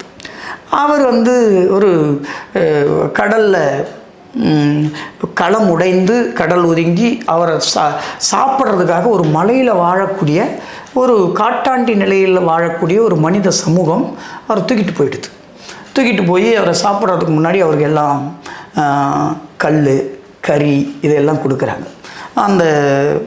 அந்த குழுக்களுடைய தலைவன் அவரை சாப்பிட வலியுறுத்துறார். இப்போ இந்த சாதுவன் அவரோட உரையாடுறார். சாதுவன் ஒரு பௌத்த கருத்தியலை ஏற்றுக்கொண்டவன். உரையாடும்போது அவர் என்ன சொல்கிறார், குருமகன் இந்த சாதவன் என்ன சொல்கிறாருன்னா இதை சாப்பிடக்கூடாது, இது செய்யக்கூடாது, இதை செய்யணும், இதை செய்யக்கூடாதுன்னும் போது அது சம்மந்தமாக விவாதமாக மாறுகிறது. அது ஏன் இதை சாப்பிடக்கூடாது, ஏன் இதை பண்ணக்கூடாது, அப்படி ஒரு நீண்ட உரையாடல் தொடங்கி விரிந்து கொண்டே போகிறது. அந்த உரையாடலினுடைய எங்கே போகுதுன்னா, ஏன் கறி சாப்பிடக்கூடாது, ஏன் ஒரு உயிரை கொல்லக்கூடாது என்பது பற்றியான விவாதமாக மாறுது, ஏன் மது அருந்தக்கூடாது என்கிற விவாதமாக மாறுகிறது. அப்போது இது என்ன இருக்குன்னா, அந்த ஒழுங்குக்குள்ளே இல்லாத ஒரு சமூக குழுக்கும் அந்த ஒழுங்கை கட்டமைத்திருக்கக்கூடிய ஒரு புதிய குழுவுக்கும் இடையிலான ஒரு உரையாடலாக இது தெரிகிறது. நாளடைவில் கடைசியில் என்ன பண்ணுறான் அப்படின்னா, ஓகே நீ சொல்கிறது எல்லாமே சரியாக இருக்குது, கன்வின்சிங்காக இருக்குது எனக்கு, ஆனால் இதை நான் எப்படி பண்ண முடியும்? ஏன், நான் கறி சாப்பிட்டு வளர்ந்த உடம்பியா, நான் ஒரு கல்ச்சரில் வந்தவன், நான் உனக்கு பழகி வந்திருக்கிறேன், நீ ஒன்று சொல்கிறன்றதுக்காக நான் ஒரு நாளில் எப்படி மாற முடியும் அப்படின்றார். அப்போ அவர் ஒரு யோசனை சொல்கிறார், அப்போது நீ கறி சாப்பிடு, ஆனால் உயிரை கொன்று தின்னாத, அது இறந்த பின்னாடி சாப்பிடு அப்படின்றார். அப்போ இந்த இடத்துல ஒரு 2 பொசிஷனும் காப்பாற்றப்படுகிறதுன்னு நான் நினைக்கிறேன். வின்-வின். ஆமாம், அவன் கறி சாப்பிட்றதும் கைவிடப்படலை, இவன் உயிரை கொல்லக்கூடாது என்பதும் கைவிடலை.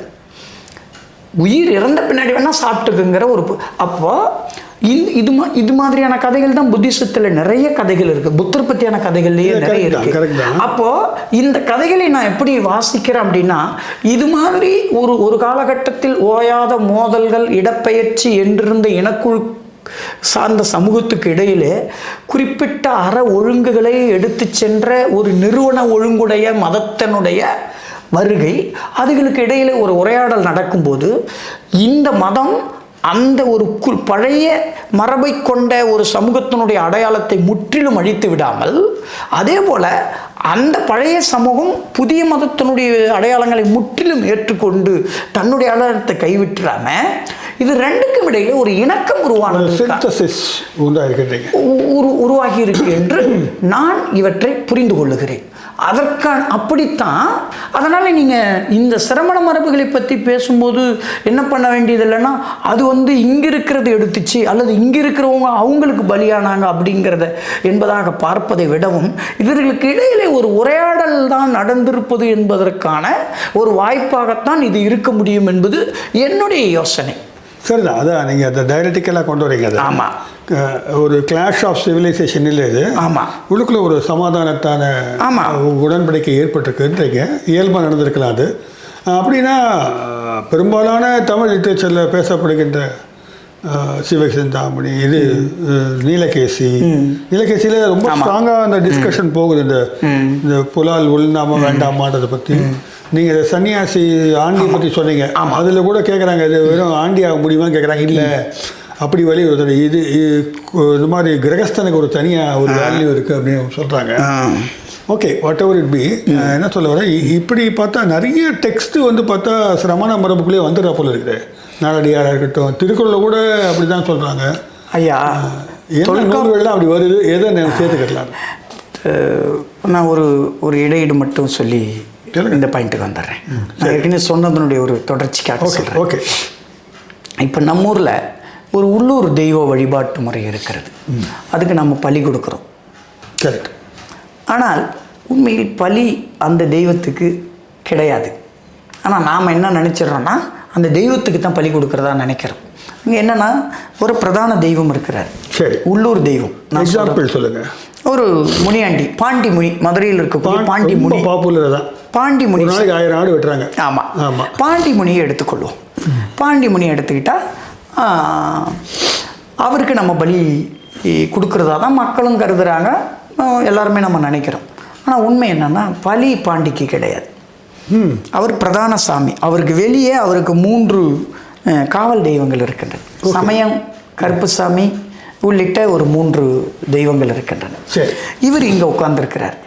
இப்போ பலி அந்த அந்த தெய்வங்களுக்கு கொடுக்குறாங்க. நீங்கள் பார்த்தீங்கன்னா, நல்லா பார்த்தீங்கன்னா, பாண்டி முனிக்கு பலி கொடுப்பது என்றால், பலி கொடுத்துட்டு சாமியை வழிபாட்டுக்கு போகும்போது, அவருக்கு போய் படைக்க போகும்போது சைவ உணவு தான் கொண்டு போய் படைப்பாங்க. இவர்கள் அவருக்காக பலி கொடுத்தது என்றால் அந்த கறி அந்த படையல்ல இருக்காது. இருக்கணும்ல? இல்லை. ஒரு பாயிண்ட்டு.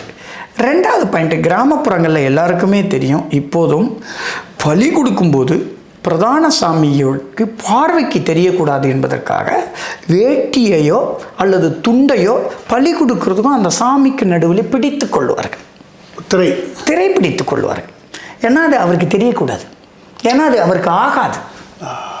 சரி, அப்படி அவருக்கு ஆகாத அவரே சரி இங்கே கொடுக்குறீங்க அப்படின்னு சொன்னால், கிட்டத்தட்ட நாம் இப்போ பேசிக்கிட்டு இருந்தோம் இல்லையா, இந்த 2 மரபுகளுக்கு இடையிலான இது, இந்த இணைப்பு தான் இது. அழகர் கோயில் அப்படிதானே? ஆமாம். அப்போ அது என்ன சொல்லுதுன்னா, நான் பலி எடுத்துக்கல, எனக்கு அசைவ உணவு வேண்டாம், ஆனால் நீ அசைவ உணவு சாப்பிட்றவன், நீ என்னுடைய பிரகாரத்தில் இருந்தால் கூட உனக்கான அசைவுக்கு உணவுக்கான இடத்த நான் கொடுக்குறேன். பாண்டிமுனிக்கு மட்டுமல்ல, தமிழ்நாட்டிலே அல்லது இந்தியாவிலே பழங்குடி மரபுகளிலே அல்லது கிராமப்புறங்களில் இருக்கக்கூடிய பல உள்ளூர் தெய்வங்களுடைய இருக்கிற வழிபாட்டு மரபு என்பது பெரும்பாலும் இப்படியாகத்தான் இருக்கிறது. நீங்கள் ஐயனார் கோயில்களில் கூட பலி ஐயனார் கொடுப்பதாக நாம் நம்புவோமே ஒழிய, ஆனால் அதற்கு ஓரத்தில் இருக்கக்கூடிய காவல் தெய்வத்தை மனதில் வைத்து ஆரம்பத்தில் கொடுக்கப்பட்டது காலப்போக்கில் என்னவா மாறிடுச்சுன்னா, இது 2 மயங்கி அந்த சாமிக்கே கொடுக்கப்படுறதா நம்ம நம்புகிறோம். ஆனாலும் கூட சில பழக்க வழக்கங்கள், சில மரபுகளின் அடிப்படையில் அதில் இருக்கிற வேறுபாட்டை நாம் கண்டுபிடித்து கொள்ள முடிகிறது. அதை தான் நான் சொன்ன அந்த திரைப்பிடித்தல். இந்த பலி அப்படின்னு சொன்னா என்ன? பலி அப்படின்னா சோறு. நிறைய கும்பமாக குவித்து. ஏனென்றால் வைணவ கோயில்களில் ஒரு கல் இருக்கும், பலிக்கட்டு. அங்கே அந்த சாமிக்கு படைக்கிற அந்த பெருமாளுக்கு வைக்கிற அந்த உணவை சோறை அதில் வச்சு தண்ணி தெளித்து இது பண்ணுவாங்க. எவ்ரி டே அந்த பலிப்பீடங்கள் அங்கே இருக்கும். ஆமாம். நான் கூட ஏன்டா வைணவ கோயில்களில் பலிப்பீடங்கள் வச்சுருக்கிறேன் யோசித்தேன். அப்போ இப்போ தான் புரியுது, அது சோறு, அவ்வளோதான், பலிச்சோறு அது வைக்கிறது. ஆமாம். ஆக காலப்போக்கில் நடந்திருக்கக்கூடிய மாற்றங்கள் இப்படி ரத்தப்பலி ஆயிடுச்சு, மாறிடுச்சு. ரத்தச்சோறு. சரிதான். நீங்கள் சொல்கிறது எனக்கு எல்லாமே விளங்குது. அப்போ சிரமண மரபுன்றது உள்ளுக்குள்ளே. அப்போ ஆனால் மெயின் டெய்ட்டிய கடவுளாக இருக்கிறது சிரமண மரபு கொண்ட கடவுளாக நீங்கள் சொல்கிறீங்களோ எனக்கு தோணுது. ஆமாம், அது உண்மைதான். நான் சொல்கிறேன்ன்றது மட்டும் இல்லை, அது இருக்கு அப்படி. ஏன் அப்படின்னு நான் நினைக்கிறேன்னா, அது ஒரு ஞானம் என்கிற ஒன்றோட சில ஒழுங்குகளை சொல்கிற ஒன்றா இருக்கிறதுனால அதுக்கு ஒரு முக்கிய பாத்திரம் இருந்திருக்க வேண்டும் என்று எனக்கு தோன்றுகிறது. பொதுவாக 2 கடவுளுக்கு முன்னால் வைக்கிறாங்க, பூதேவி ஸ்ரீதேவியில் வைக்கிறாங்க. ஆமாம். மாதிரி கிராமத்து பரம்பரையில் இது இருக்குது. அது எப்படி இந்த கல்ச்சர் எப்படி விளக்குவீங்க? ஜெயின மரபில் தர்மதேவி வழிபாடு கேள்விப்பட்டிருப்பீங்க. தீர்த்தங்கரர்களுக்கு காவல் தெய்வங்களாக அவர்கள் இருப்பார்கள். தொல்லியல் ஆய்வாளர் வேதாச்சலம் அவர்கள் எழுதிய மிக முக்கியமான நூல் இயக்கி வழிபாடு, 80களின் இறுதியில் அன்னம் வெளியீடாக வந்த புக். அது ரொம்ப நல்ல புக்கு. இங்கே இந்த தர்மதேவிகள் தான் இயக்கிகள். இந்த இயக்கிகள் அப்படிங்கிறது எப்படி வெவ்வேறு அம்மன் வழிபாடுகளாக மாறி இருக்கிறது. ஆமாம், அம்மன் வழிபாடுகளாக மாறி உள்ளூரில் இருக்கிற ஒரு வழிபாட்டு மரபோடையும் இணைஞ்சி அது இன்னொரு வடிவத்தை எடுத்திருக்கிறது. நீங்கள் சொன்னது போல் நல்ல தமிழில் இயக்கி என்போம், மக்கள் வழக்கில் இசைக்கி என்போம், கொஞ்சம் சம்ஸ்கிருத தன்மையில் எச்சி என்போம். எச்சி வீண எச்சி, காம எச்சி, எசக்கி, இயக்கி. அப்போ இந்த இயக்கியர் தான் அந்த தர்மதேவிகள். அவங்களில் ரொம்ப முக்கியமானவங்க. அதில் 24 தீர்த்தங்கரர்களுக்கும் 24 தர்ம தேவிகள் உண்டு. அம்பிகா தேவி, பத்மாவதி, இந்த பெயர்கள் எல்லாம் இந்த தீர்த்தங்கரர்களுக்கு இருக்கக்கூடிய தேவியர்களுடைய பெயர்கள். பொன்னி இயக்கியார், இந்த மாதிரிலாம் பெயர்கள் உண்டு. இந்த பெயர்களோட மக்கள் பெயர் வைக்கிற மரபு இன்றைக்கும் உண்டு. மக்களுக்கு அந்த காரணம் தெரியுதா இல்லையாங்கிறது முக்கியம் இல்லை. ஆனால் வழி வழியாக மரபு ரீதியாக அந்த பெயரை சூட்டி வந்த காரணத்தினால இன்றைக்கி அவங்களுக்கு காரணம் தெரியாட்டி கூட மரபு கருதி வைக்கிறது இருக்குது. இந்த தர்மதேவிகளில் 2 பேர் ரொம்ப முக்கியம். பூரணி புஷ்கலை அல்லது புஷ்கலா. பூரணி புஷ்கலா அப்படிங்கிறது ஐயனார் கோயில்களில் ரொம்ப முக்கியமான இடத்தை இந்த தெய்வங்கள் பெற்றிருப்பாங்க. கண்மணி குணசேகரன் கூட பூரணி புஷ்கலை அப்படிங்கிற தலைப்பில் ஒரு புத்தகம் கொண்டு வந்திருக்கிறாரு. இந்த பெண்களோட பேர் இடத்துக்கு தக்க கொஞ்சம் மாற்றம் பெறும். இந்த தெய்வங்களை எப்படி மாற்றுமோ அதுக்கேற்ற மாதிரி. இப்போ வந்து விருதுநகர் மாவட்டம் காரியாப்பட்டி அருகே அல்லாலப்பேரி அப்படிங்கிற ஊரில் மாணிக்கவாசக ஐயனார் கோயில்னு ஒன்று இருக்குது. அது மாணிக்கவாசகர் கோயில் இல்லை, அது ஐயனார் கோயில். மாணிக்கவாசகர் பேர் முன்னாடி சேர்க்கப்பட்டிருக்கு. ஏன்னா ஐயனாருங்கிற பேர் எப்பவுமே தனித்து வழங்கப்படுவதில்லை. அதை நான் பின்னாடி கூட பேசுகிறேன். இப்போ இந்த ஐயனார் இந்த மாதிரி பேர்லாம் ஒரு நிலையை அடைவதற்கு கொடுக்கப்படக்கூடிய ஒரு பெயர். அது புத்தர் மாதிரி புத்த நிலை அடைந்தவர் புத்தர், சித்த நிலை அடைந்தவர் சித்தர். அதுபோல் ஐயனார் என்பவர் இந்த சமூகத்தில் ஒரு குறிப்பிட்ட நிலையை அடைந்தவருக்கான பெயராக இருந்திருக்க வேண்டும். அதனால தான் ஐயனார் பெயரை ஐயன் என்ற நிலையை அடைந்தவர். ஐயன் பெரியவன், மூத்தவன், வழிகாட்டக்கூடியவன். இல்லை, இது ஆன்மீகத்துக்குள்ள நானே சிவம் என்று நினைக்கிற ஒரு உணர்கின்ற தன்மை. ஆமாம் ஆமாம். அந்த பேர் அந்த ஐயனார் பேர் என்னவா இருக்கும்னா தனியாக இருக்காது. ஐயனார் என்ற பெயராக தனியாக வழங்குறது ரொம்ப கம்மி. அதுக்கு முன்னாடி ஒரு பேர் இருக்கும். இப்போ நிறைகுளத்து ஐயனார், புலிமேலுடைய ஐயனார், திருக்காலுடைய ஐயனார் அப்படின்னு ஒரு பேர் இருக்கும். இந்த ஐயனாருங்கிறது ஒருவன் அடைந்த ஒரு நிலைக்கான ஒரு ஸ்பிரிச்சுவல் ஸ்டேட்டஸ், நிலைக்கான அடையாளம் என்று கொண்டால் அந்த ஐயனாருடைய ஒரு தனித்தன்மை என்ன, தனி அடையாளம் என்ன, எதை செஞ்சு எதனால் அந்த ஐயனார் நிலையை அடைந்தார் என்பதை விளக்குவது போல முன்னாடி இருக்கிற இந்த பேர் இருக்கும். நிறைகுளத்து ஐயனார், இது மாதிரியான பெயர்கள். அப்போது ஐயனாருங்கிற பேர் இப்படி இருக்குது அப்படின்ட்டு நான் முதல்ல மாணிக்கவாசகர் பேர், மாணிக்கவாசகர் கோயிலிருந்து அந்த ஊருக்கு போனேன். இந்த அல்லாலப்பேரி அங்கே போனால் அது மாணிக்கவாசகர் கோயில் எல்லாம் மாணிக்கவாசகர் ஐயனாராக இருந்தது. ஓகே, ஐயனாருங்கிற பெயருக்கு முன்னாடி வழங்கப்படக்கூடிய பெயருக்காக இது இருக்குது அப்படிங்கிறது புரிந்து கொண்ட போது அங்கே அந்த மாணிக்கவாசகராக அந்த கோயில் மாறிட்ட பின்னாடி அவங்க என்ன பண்ணியிருக்காங்கன்னா, அந்த பூரணி புஷ்கலைங்கிற பேரை இப்போ பழைய பேரை வச்சுக்க முடியாது. ஐயனாரை மாற்றிட்ட பின்னாடி, மாணிக்கவாசகராக மாற்றிட்ட பின்னாடி சரி பூரணி புஷ்கலைங்கிற பழைய பேரையே வச்சுக்க முடியாது. அதை வந்து பேரை அதுக்கேற்ற மாதிரி மாற்றுறாங்க. பூங்கொடி இன்னொரு பேர், அது மாதிரி ஒரு பேராக மாற்றுறாங்க. நீங்கள் நிறைய மரபுகளில் அந்த மாதிரி மாற்றுறது. நீங்கள் லோக்கலில் இருக்கக்கூடிய பெருமாள் வழிபாட்டில் கூட என்ன இருக்குன்னா பூதேவி ஸ்ரீதேவி இருக்கும். நீங்கள் பார்க்கலாம். இந்த பாருங்கள், ஐயனார் வழிபாடு, முருக வழிபாடு, பெருமாள் வழிபாடு மக்கள் வழக்கில் இந்த மூன்றுக்குமே நெருக்கமான தொடர்பு இருக்குது. அது ஒரு தனி தலைப்பு, ஒரு தனி டாபிக் வச்சுங்களேன். இது மூன்றுக்கும் நிறைய பொதுத்தன்மைகள் உண்டு. அதில் முக்கியமான பொதுத்தன்மை வந்து இந்த இரண்டு பெண்கள், உண்மையிலே இந்த ரெண்டு பெண்களும் மனைவி கிடையாது, காவல் தெய்வம் தான் சிரமண மரபில். அது வந்து இப்போ நாம் இங்கே கொண்டு வர்றபோது லோக்கலில் என்ன வழிகாட்டிகள். ஆமாம் ஆமாம், சரி கொடுக்குறோம். ஆமாம், அப்படி தான். அந்த இல்லை, ஒரு விஷயம், ஒரு ஆன்மீக நண்பர் இருக்கார் சொன்னார். அவர் முழுக்க ஜபிச்சுக்கிட்டே இருக்கும்போது, தியானம் பண்ணும்போது அவர் இந்த காதில் இந்த காதில் வந்து இது மாதிரி தேவதைகள் வந்து 2 பேர் சொன்னாங்க, யக்ஷி மாதிரி. அவர் காதுக்குள்ளே வந்து பேசுகிற மாதிரி அவருக்கு அடிக்கடி ஒலிக்க ஆரம்பிச்சிருச்சுன்றார். அப்படியா? ஆமாம், அதை வந்து நான் சென்ஸ் பண்ணேன், அதை வந்து பேசுதுன்னு. ஸோ இப்படி ஏதோ ஒரு அருவமான சக்திகளை இந்த ஞானிகள் அடைஞ்சிருக்கலாம், பார்த்துருக்கலாம். இப்போது இது மாதிரிங்க சார், லோக்கல் சடங்குகள், லோக்கல் தெய்வங்கள், நம்பிக்கைகள் இருக்குல்ல, இதையெல்லாம் நாம் வந்து தொகுத்து பார்க்குற போது அதன் அடி ஆழத்தில் இந்த தொடர்புகளை நம்ம பார்க்குறதுக்கான வாய்ப்பு கிடைக்குது. சரி, இதன் அடி ஆழத்தில் என்ன மெய்யியல்? ஏன்னா மெய்யியல் ஒரு பரப்பு இருக்குதுன்ற ஒரு சொல்லிக்கிட்டு இருக்கோம். என்ன சார் மெய்யியல் அப்படிங்கிறத நாம் திரும்ப என்னவா பார்க்க வேண்டியதில்லை அப்படின்னு சொன்னால், ஒரு புத்தகங்களில் இருக்கக்கூடிய டாக்டரின் இல்லை, சித்தாந்தம் இல்லை. ஆமாம், அப்படித்தான் நாம் அதை புரிந்து கொள்ள வேண்டியது இருக்குது.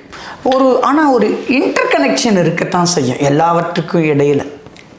நான் அப்படி புரிஞ்சுக்கிறேன் அதை. இந்த கொல்லாமைங்கிறது சாதாரண மக்களுடைய விருப்பம் இல்லை, ஆனால் அந்த மரபோட விருப்பமாக இருக்குது. ஆனால் அந்த 2 மரபுக்கு இடையில் ஒரு இணக்கம் உருவாகும் போது கொல்லாமையும் அதுக்குள்ளே வந்துடுது, இந்த மக்களுடைய விருப்பமும் அதுக்குள்ளே காப்பாற்ற. இப்போ பேசும்போது தோணுது எனக்கு, ஒரு ஐடியாலஜி பிளேனில் உயர்நிலை கருத்தாக அந்த கொல்லாமை வைக்கப்படுகிறது. ப்ராக்டிக்கலில் ட்ரை பண்ணுறோம்பா ஆமாம் அப்படின்னு ப்ராக்டிக்கல் லெவலில் அது ஒரு கேப் இருக்குது. ஆமாம் ஆனால் அவன் தான் உயர் நினைக்கிறான். ஃபிலசாபிக்கலாக வந்து அதுதான் வள்ளுவர் சொன்ன அத்தனையும் வந்து ஃபிலசாபிக்கலாக வந்து டாப் ப்ரையாரிட்டி. ஆமாம்.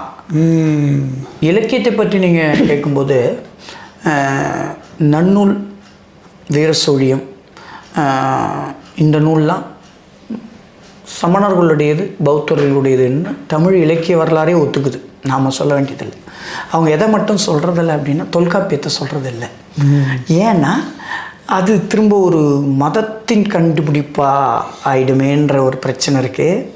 இல்லாட்டி வடக்கு இருந்து வந்த மதத்திலிருந்து போனதுன்னு சொன்னால் தமிழுக்குன்னு ஒரு கான்ட்ரிபியூட் இல்லாமல் ஆயிடுமே அப்படிங்கிற அச்சத்தினால்தான் அதை மறுக்கிறாங்களே ஒழிய. ஆனால் உண்மையிலே பார்த்தா அதில் இருக்கக்கூடிய ஒரு டிசிப்ளின், இலக்கண டிசிப்ளின் பார்த்தா அது சிரமண மரபுகளோட டிசிப்ளினோட தொடர்புடையது அப்படிங்கிறதான் என்னுடைய ஒரு மெட்டீரியலிஸ்ட் ஃபிலாசபியை பற்றி நிறைய லெஃப்ட் பீப்புளாக எழுதியிருக்கிறாங்க. சட்டோபாத்தியாயோடு எழுதியிருக்காரு. அது பூர்வீக இந்த இதுலேருந்து வந்துச்சு, பழங்குடி மரபுலேருந்து வந்திருக்கலாம், பஞ்சபூதங்கள். அது அப்படி இயல்பாக தமிழ்நாட்டிலே வந்திருக்கிறதுல என்ன, அதுக்கு என்ன தடை இருக்குது? தமிழ் எங்கேயுமே நீங்கள் கீழில் எடுத்து பார்த்தா கூட இன்னும் பெரிய பெருந்தெய்வ வரலாறோ பெரிய சித்தாந்தங்களோ எதுவும் காணும். சார், என்னுடைய விவாதம் வந்து சிரமண மரபு நீங்கள் ஒத்துக்கிட்டு ஆகணுன்றது இல்லை. ஆனால் என்னுடைய விவாதம் ஒரு பிரச்சனைக்கு பின்னாடி ஒரு மெய்யியல் இருந்திருக்கணுங்கிறது தான் நான் என்ன சொல்கிறேன். ரெண்டும் ஒரு பேரலாக இருக்கா, நீ அப்படிதான் யோசிக்கிறியா அப்படின்னு நினச்சிருக்கலாம். ஆமாம், இல்லை நீ யோசிக்கிறது நல்லா இருக்கேன்னு நினச்சிருக்கலாம். கண்டிப்பாக அப்படி அதனால் வந்து ஃபவுண்டேஷனாக அது இருந்திருக்கன்றதுக்கான வரலாற்று சான்றுகள் ரொம்ப பலவீனமாக இருக்குமோ? இல்லை, நான் ஃபவுண்டேஷன் சொல்ல சார். நான் திரும்ப காப்பியை வந்து இங்கே ஃபவுண்டேஷன் இல்லை, அதை தான் நான் சொல்கிறேன். அந்த ஃபவுண்டேஷன் அப்படிங்கிறத வந்து நான் என்ன நினைக்கிறேன்னா, அது முழுக்க ஒரு சிரமணத்தினுடைய ஃபவுண்டேஷனாக இருக்க வேண்டிய அவசியம் இல்லை. ஆனால் சிரமண மரபுலேருந்து பிரித்து பார்த்துட முடியாதுன்னு நான் நம்புகிறேன். இலக்கணத்தையும் நான் எப்படி பார்க்குறேன்னா சார், எப்படி சொல்லலை, சிரமண மரபுலையும் அதே கூறுகள் தான் இருக்கின்றன அப்படின்னு சொன்னால் உங்களுக்கு என்ன பிரச்சனை? இல்லை சார், இப்போது நான் சொன்னேன்ல, வாழ்வியல் கூறுகளில், வழிபாட்டு கூறுகளில் ரெண்டு மரபுகளுக்கு இடையில் ஒரு உரையாடல் நடந்தது. அதில் அது இங்கே வந்தது, இது அங்கே வந்தது நான் சொன்னேன்ல, அதுதான் இலக்கண மரபுலையும் நடந்திருக்கணும். சாதாரண மக்கள் வழக்கில் இருந்த விஷயங்களையும் அவங்க எடுத்திருக்கணும், இங்கே இருக்கிற விஷயமும் அங்கே இருந்திருக்கணும். இப்போ வந்து இது வந்து மேலிருந்து இது இங்கு தரப்பட்டது, இது வாங்கி கொள்ளப்பட்டது என்கிற பொருளில் நான் சிரமண மரபு பற்றியான என்னுடைய வாதத்தை எப்போதும் அமைத்துக் கொள்வதில்லை. என்னுடைய முக்கியமான வாதமே என்னவென்றால், சிரமண மரபு கீழிருப்பவர்களுடைய அடையாளங்களை கணக்கில் எடுத்துக்கொண்டு தன்னுடைய அடையாளங்களை உருவாக்கியது என்பதுதான். நீங்கள் சொல்லுவது போல துறவிகள், மேலெழுந்த மத குருமார்கள், இவர்கள் கட்டமைத்ததைத்தான் அது கொண்டிருந்தது என்பதை நான் அதில் எந்தவித கருத்து வேறுபாடு மறுக்கிறேன். இங்கு ஏற்கனவே தமிழர் பண்பாட்டில் ஏற்கனவே அதே மாதிரியான ஒரு ட்ரெடிஷன் இருந்திருக்கு, ரெண்டும் கலந்துருக்குது. அப்படின்ற அளவில் உங்களுக்கு என்ன வேறுபாடு? இல்லை, அதில் எனக்கு பிரச்சனை இல்லை. இப்போ ஏன் அதுக்கு தமிழர் பண்பாடுன்னு ஏன் பேர் கொடுக்கணும்னு கேட்குறேன் நான். என்னுடைய கேள்வி அதுதான். அப்போ என்ன கொடுக்கணும்? அதனுடைய தத்துவத்தின் பெயரை ஏன் அதுக்கு கொடுக்க உங்களுக்கு தயக்கம்? ஏன் மொழியின் பெயரை கொடுக்குறீங்க? ஓ, சிரமணர் பண்பாடு அப்படின்னு கொடுக்கணுன்றீங்க நீங்கள். அப்படி சொல்லுங்கள். அல்லது நீங்கள் வேறு ஏதாவது ஒரு தத்துவத்தை நம்புறீங்களா? அந்த பண்பாட்டோட கான்ட்ரிபியூட்னு சொல்கிறதுல என்ன பிரச்சனைன்னு நான் கேட்குறேன். மொழியை வச்சு மூளையை ஏன் வந்து ஒரு கருத்தியலாக ஆக்குறீங்க? மொழின்றது மொழி தானே. ஆமாம், என்னுடைய வாதம் அதுதான். நான் இதை தமிழனாக இருப்பதனால் நான் அதை சிந்திக்கலை. நான் வந்து ஒரு மார்க்சியனாக இருப்பதனால் நான் இந்த பார்வையை பார்க்குறேன். அப்போ என்னுடைய சிந்தனையை கட்டமைப்பது என்னுடைய மொழி அல்ல, என்னுடைய தத்துவம் தான். சரிதான், நல்ல கேள்வி தான் அது. ஒரு கான்ட்ரவர்ஷியலான பாயிண்ட்டை வந்து ப்ளேஸ் பண்ணுறீங்க. ஆமாம், நான் நீண்ட நாளாக இதை நான் சொல்ல முயற்சி பண்ணிகிட்டு இருக்கேன். சரி இல்லை, ஒரு ப்ராட் அவுட்லுக்கில் வரும்போது மொழி என்பது வந்து இங்கே தெய்வமாக ஆக்கப்பட்டு விட்டது. ஆமாம் சார். தமிழ் அன்னைக்கு சிலையெல்லாம் வச்சு அந்த சிலையிலே பல பிரச்சனைகள் வந்துருச்சு. முதல்ல தான் உருவமாகவே மாற்றப்பட்டு தமிழ் அன்னை, நான் கூட தமிழ் தந்தை இருக்கலாமே யோசிச்சு பார்த்தேன். அது மேலே ஆணாதிக்க சிந்தனை ஆகிட்டு அது பெண்ணாக வச்சுட்டாங்க. சார், நான் என்ன யோசிக்கிறேன், இப்போ உடைப்படும் இல்லையா? ஆமாம் சார், நான் என்ன யோசிக்கிறேன்னா சார், நான் ஏற்கனவே சொன்னது போல் நான் திரும்ப சொல்கிறேன். ஒரு நிறுவன ஒழுங்கை கொண்டிருந்த காரணத்தினால சிரமண மரபுகள் சில ஒழுங்குகளை சில இடங்களை கொண்டு வருது. இலக்கணம் என்பதே ஒழுங்குகள் தான், மொழியை ஒழுங்குபடுத்துறது தான். அப்போ அந்த இலக்கண ஒழுங்கை கட்டமைக்கிறதுல சிரவண மரபுகளுடைய ஒழுங்கு உதவி இருக்க வேண்டும் என்பது தான் அனுமானம். என்னுடைய கருதுகோள், அனுமானம், யூகம், எது வேணாலும் வச்சுக்கலாம். ஓகே, ஏன் அப்படின்னு நான் சொல்கிறேன்னா, ஒரு இலக்கணத்தை தத்துவம் இல்லாமல், மொழி மெய்யியல் இல்லாமல் உருவாக்க முடியாது. அதை எப்படி உருவாக்கணுங்கிறது ஒரு மெய்யியல் இருந்திருக்கணும். இல்லை, அதான் தொல்காப்பியம் பேசும் மெய்யியல் பற்றி நிறைய பேசுகிறாங்க. ஆமாங்க. இல்லைங்க, இப்போ கேட்டீங்க அந்த மொழி ஏன் வைக்கிறீங்க கேட்டீங்க. ஆமாம், அது ஏன் கொண்டாலும் அந்த மொழியில் அது வெளிப்படுத்தப்பட்டிருக்கு. அப்போ வெளிப்படுத்துறது தானே மொழி. சிந்திப்பது உங்களுடைய சிந்தனை. இல்லை, மொழியின் மூலமாக தான் சிந்தனை நடக்குது. அதை நான் மறுக்கல. அதாவது இது மொழியை மறுப்பது அல்ல என்னுடைய வாதம். மொழிக்கு இருக்கிற முக்கியத்துவத்தை சொல்லுங்க. இடத்துல உனக்கு இம்பார்ட்டன்ஸ் கொடுத்து காலகாலமாக கொண்டு வந்துட்டாங்க. இந்த மொழியில் பன்மைத்தன்மையில் வருது. சித்தாந்தம் இல்லை கருத்தியல்னு போயிட்டாக்க ஒரே ஒற்றைத்தன்மை தான் இருக்கும். இந்த தமிழ் மொழிக்குள்ளே பார்த்தீங்கன்னாக்க இன்னும் கூடுதலான மரபுகள் அதில் உட்காரத்துக்கான ஒரு ஸ்பேஸ் இருக்குது. குறிப்பாக நீங்க சொல்றது மொழிக்குள்ள என்னெல்லாம் இருந்ததுன்றது அதான் இன்னும் பிரம்மாண்டமான ஒரு தன்மை பெறுது. இல்லை, நான் அதை மறுக்கல. இந்த மொழிக்குள்ள என்னெல்லாம் இருந்தது என்பதை பற்றி நீங்க சொல்றீங்க. ஏற்றுக்கொள்வதில் உங்களுக்கு என்ன சிரமம்?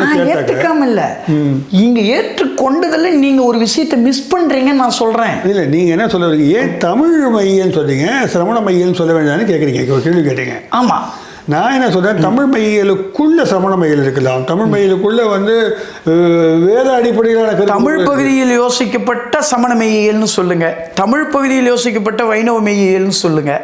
அது என்ன, வைணவனாக இருந்ததனால் யோசித்த விஷயத்தை தமிழ் மெய்யியல்னு ஏன் சொல்ல வேண்டும்? அதை இல்லை, தமிழ் மையன்றது எல்லாத்தையும் உள்ளடக்கியது. அது உள்ளுக்குள்ள பன்மைத்துவம் இல்லை, அது எல்லாத்துக்குமே பொருந்தோம்னு வச்சுக்கங்களேன். ஒரு மொழியில் எத்தனை இருக்கோ அதெல்லாம் அது அந்த மொழியோட கான்ட்ரிபியூட்டாக நம்ம சொல்கிறதுன்றது அதை நான் மறுக்கலை. ஆனால் இங்கே இந்த மொழியை பிரதானப்படுத்தும் போது என்ன நடக்குதுன்னு நான் திரும்ப வாதிடுறேன்னா, அது தமிழ் தேசியமாக மாறுகிறது. அது வெறும் பொலிட்டிக்கலைஸாக மாறுது. எல்லாமே ஒரு பிலாசபிக்கலான ஒரு டோன். இது எப்படி யோசித்திருப்பாங்க, இது எப்படி அடையாள குறியீடு, அது உள்ள ஒரு இது வந்துடுது. ஆமாம் சார், தத்துவத்தினுடைய மெய்யியலுடைய மிக முக்கியமான விஷயமே ஞானம் சார். இந்த ஞானத்தை நீங்கள் எப்படி சொல்லுவீங்க? ஞானம் அடைவது என்பது ஞானத்தினோட இன்னொரு பேரே மௌனம்தான். ஞானம். ஆமாம், மொழி. ஆமாம், மொழி தோக்கிற இடத்துல பிறக்கிறது தான் ஞானம். இப்போ நாம் ஆமாம் ஆமாம், இப்போ இந்த ஞானம் நான் என்ன சொல்கிறேன்னா, இப்போ நாம் இவர்கிட்ட போகிறோம், அந்த ஹோமியோ மருத்துவர்கிட்ட போகிறோம். இல்லை, புரிஞ்சிருச்சு எனக்கு. ஹோமியோ மருத்துவர்கிட்ட போனதுமே உங்களுக்கு என்ன நோயின்னு அவர் கேட்குறாரு. என்னை ரொம்ப நேரம் பேச விடுறாரு, பேசிகிட்டே விடுறாரு. அவர் நான் சொல்கிறத உடனே ஒத்துக்க மாட்டேங்கிறார். நான் போய் எனக்கு இதுதான் நோய், எனக்கு மருந்து கொடுங்கன்னு சொன்னதுமே இல்லை. நீங்கள் என்ன பண்ணுறீங்க, நீங்கள் வேறு என்ன செய்வீங்க அப்படிங்கிறது நிறைய பேச ஒரு கட்டத்தில் ஏன் என்னை முதல்ல நான் சொல்கிறது அது ஒரு புறத்தகவல்களாக இருக்கும். நான் இதை சொல்லணுன்னு ஃபிக்ஸ் பண்ணி வர்றதை நான் சொல்கிறேங்க. ஆனால் நான் பேச மொழி வற்றக்கூடிய இடத்துல தான் உண்மை மிகும். அந்த இடத்துல மொழி திணற ஆரம்பிக்கும். சரி, இல்லை, இது ஒரு சைக்கலாஜிக்கல் எக்ஸ்பிளனேஷன் கொடுக்குறீங்க. ஆமாம், மொழி அந்த உரையாடி சார், உரையாடிட்டு போகும்போது அந்த இடத்துல என்ன ஆகிட்டோன்னா மொழி குறைஞ்சிரும். நான் கேட்குறேன், இல்லை ஒரு மௌனமாகும் போது அங்கே ஏது தத்துவம் இல்லை, ஞானம்.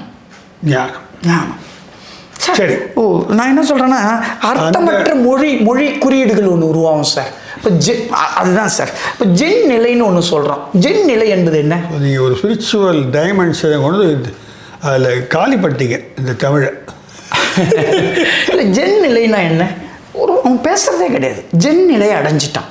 ஆனால் எப்போது உதிர்க்கிறான். அது மொழி கிடையாது, அது மொழிக்குள்ளே அடங்காத ஏதோ ஒரு சில சப்த குறியீடுகள் மூலமாக ஒரு தத்துவத்தை சொல்கிறேன். ஆமாம், அதனால தான் அது எல்லாராலையும் புரிஞ்சு கொள்ள முடியாதால் தான் அந்த ஜென் பாடல்களுக்கு யாருக்கும் அர்த்தம் அவ்வளோ சீக்கிரமாக விளங்குறது இல்லை. இல்லை, அது பாடல் மட்டும் இல்லை, அதை தாண்டி அது ஒரு அனுபவம். அந்த அனுபவத்தை கொண்டதாக அந்த மெய்யியல் இருக்கிறது.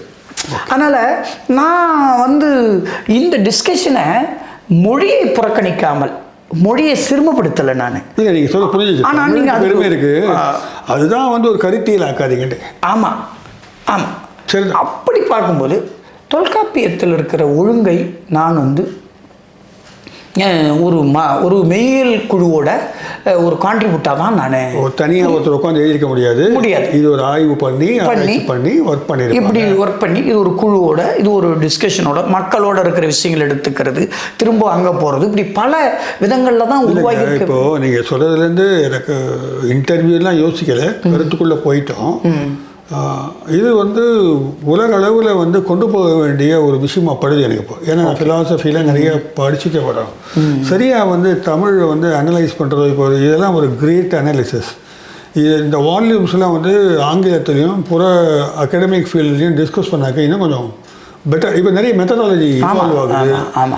முன்னெல்லாம் வந்து இந்த கல்வெட்டுலாம் எடுத்துக்கிற மாட்டோம். இப்போ நீங்கள் சொல்கிற மாதிரி ஒவ்வொன்றுக்குள்ளேயும் போய் காலத்தையும் கடந்து காலத்தை தள்ளி வைக்க பார்க்க வேண்டியிருக்கு. ஆமாம், அதுதான் அந்த கால ஆய்வு பற்றி நம்ம பேசணும்ல. இப்போ நான் வந்து காலத்தை நான் வந்து ஒரு புற தகவலாக விட்டுட்டு முன்னையும் பின்னையும் சில விஷயத்தை நம்ம நகர்த்தி பார்க்கும்போது வேற சில யோசனைகளுக்கு நம்ம போகிறோம். இந்த பாருங்கள், தேப்போமி வந்து சமண நூலாக தான் தொல்காப்பியத்தை சொல்கிறார். தமிழ் மரபுலேயே அந்த மாதிரி சொல்லியிருக்காங்க. நான் வந்து அது சமண நூலாக இருந்தே ஆக வேண்டும் என்று அடம்பிடிக்கலை.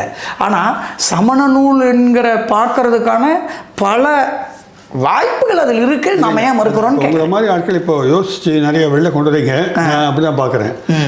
அப்போது ஒரு காலத்தில் வந்து இந்த அளவுக்கு வந்து அது ஒரு ஆந்த்ரோபாலஜிக்கலாவோ இல்லை ஆர்கியலாஜிக்கலாவோ ஹிஸ்டாரிக்கலாவோ அந்த டூல்ஸை வச்சுட்டு அனலைஸ் பண்ணக்கூடிய அளவுக்கு மனிதர்கள் இல்லை இங்கே நான் நினைக்கிறேன். நான் பார்த்த போது தோணுது எனக்கு. சமீப காலங்கள் தான் இம்மாதிரியான ஒரு சிந்தனைகள் வந்திருக்கு. மார்க்சிஸ்ட் ஒரு பக்கம் பார்க்குறாங்க, இப்போ கூடுதலாக நிறைய சொல்கிறாங்க. அதில் என்ன ஆகுது, இந்த அரசியல் வந்து மாட்டிக்குது. மாட்டினோடனே அங்கேயே ஸ்டக் பண்ணிடுறாங்க. அதுதான் தூக்கி பிடிச்சி அதை காப்பாற்றணும்னு நினச்சிக்கிட்டு சிலரை கை விட்டுருவோன்னு தோணுது. பட் நீங்கள் ஓப்பன் ஒரு அப்புறம் நான் என்ன சொல்கிறேன்னா சார், ஒரு மரபு ஒரு இடத்துல தோன்றி இன்னொரு இடத்துக்கு வந்து திரும்ப அந்த இடத்துலேருந்து அது இன்னொன்னா மாறி இன்னொரு இடத்துக்கு கூட போகும். இப்போ உதாரணமாக அது ஒரு மார்க்சிஸ்ட் அனாலிசிஸ். ஆமாம், இப்போ அதை தான் நான் வந்து இந்த சிரமண மரபுகளுக்கு வெறுமனே வடக்கிருந்து வந்தது என்ற ஒரு பாயிண்ட் ஆஃப் வியூலேயே நம்ம எல்லாத்தையும் முடக்கிட வேண்டாம்னு நான் சொல்கிறேன். இப்போ உதாரணமாக சார், இப்போது உங்களுக்கு தெரிஞ்சிருக்கோம், ஆனிமோனிஸ்னு ஒரு வெள்ளைக்கார அம்மா வந்து தமிழ் பகுதி பௌத்தம் பற்றி ஆய்வு பண்ணுறாங்க. அவங்க வந்து 2 டெக்ஸ்ட் எடுத்துக்கிறாங்க. ஒன்று மணிமேகலை, இன்னொன்று வீரசோடியம். இந்த 2 டெக்ஸ்ட் எடுத்துக்கிட்டு அவங்க என்ன சொல்கிறாங்கன்னா, தமிழ் பகுதியில் இருந்த பௌத்தம் என்பது இந்தியாவினுடைய பிற பகுதிகளில் இருந்த பௌத்தத்திலிருந்து வேறுபட்டதாக இருந்தது. இது எப்படி நடக்குது? அங்கிருந்து வந்தது அப்படியே அங்கே இருந்திருக்குமானால் இதை நம்ம அப்படி சொல்ல முடியாது. அப்போது தமிழ் பகுதியிலே பகுதிக்கு ஏற்ற மாதிரி கூட இருந்திருக்கலாம். தமிழ் பகுதியிலே ஒரு இடத்துக்கு தகுந்த மாதிரி பௌத்தத்தினுடைய அடிப்படை அப்படி இருக்கலாம், ஒரு ஃப்ளெக்சிபிலிட்டி இருக்குது. அதை தான் நான் என்ன சொல்கிறேன்னா, ஒவ்வொரு வட்டாரத்திலையும் அந்தந்த வட்டார பண்புக்கேற்ப இந்த சிரமண மரபுகள் இயங்கி இருக்க வேண்டும், இயங்கி இருக்க முடியும் என்று தோன்றுகிறது. மிக அருமையாக இது வரைக்கும் நிறைய காம்பனன்ட்ஸ் எடுத்து சொல்லியிருக்கீங்க. மக்களிடமிருந்து ஒரு மெய்யியல் உருவாகி இருக்கிறது. அந்த மெய்யியல் பெரும்பாலும் சிரவண கூறுகள் இருக்கின்றன என்றது அவங்களுடைய நிலைப்பாடு. நிச்சயமாக காணொளியை காண்கின்ற நண்பர்களுக்கு வந்து இது சுவாரஸ்யமானது மட்டுமல்ல, யோசிக்கக்கூடியது, கிரிட்டிக்கலாக ரிஃப்ளெக்ட் பண்ணுவாங்க, கமெண்ட் பண்ணுவாங்கன்னு நினைக்கிறேன். கண்டிப்பாக உங்களுடைய கருத்துக்களும் பின்னூட்டமாக எதிர்பார்க்கப்படுகின்றன. உங்கள் நேரத்தை ஒதுக்கி வந்ததுக்காக மிக்க நன்றி. வணக்கம். ரொம்ப நன்றிங்க சார். அனைவருக்கும் நன்றி.